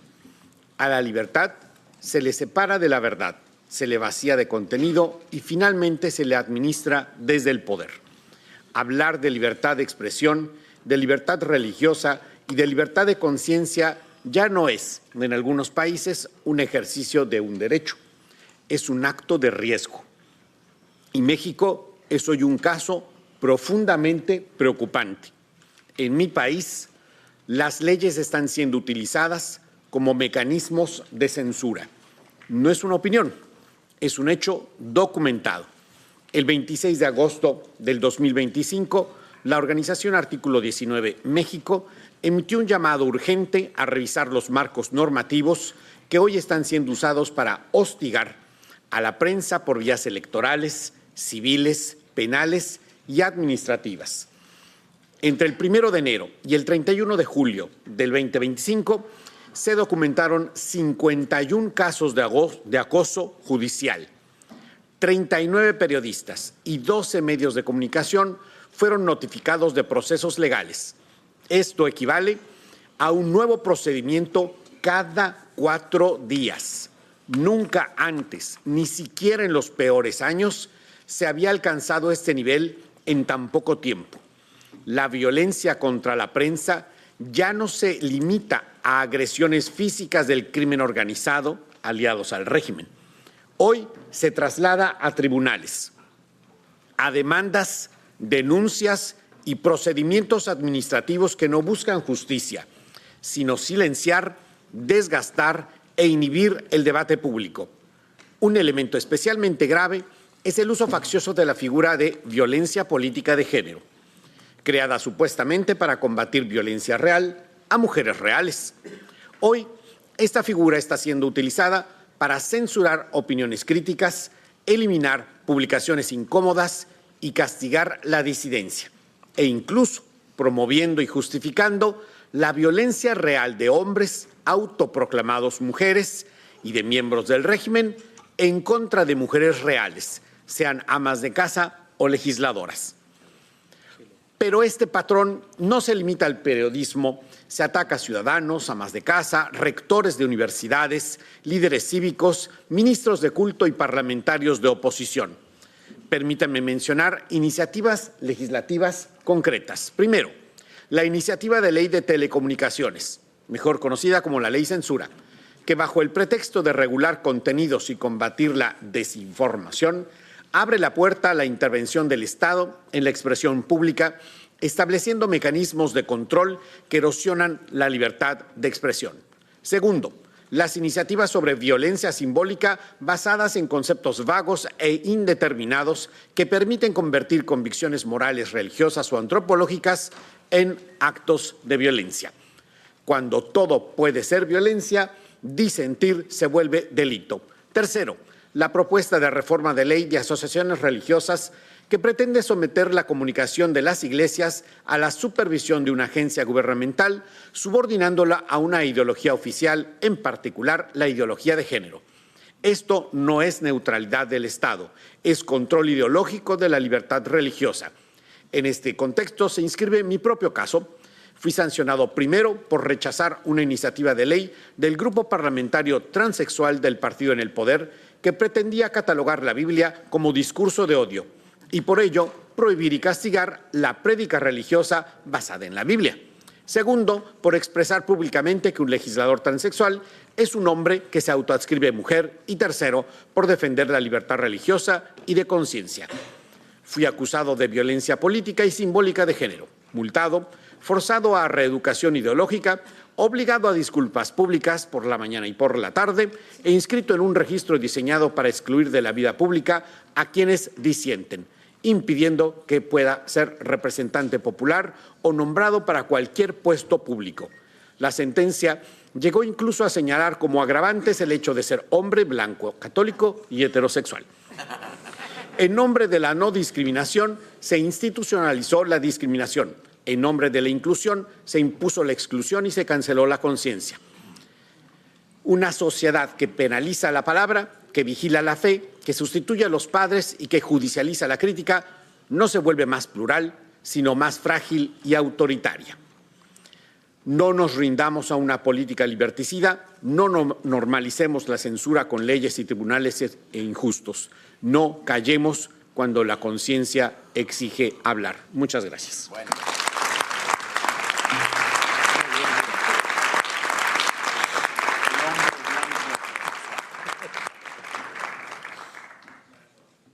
Muchas gracias, Rodrigo. Pues damos por finalizado este panel. A continuación habrá un almuerzo de trabajo. Me han informado de que parece ser que hay protestas fuera. No sé si siguen. Ya no.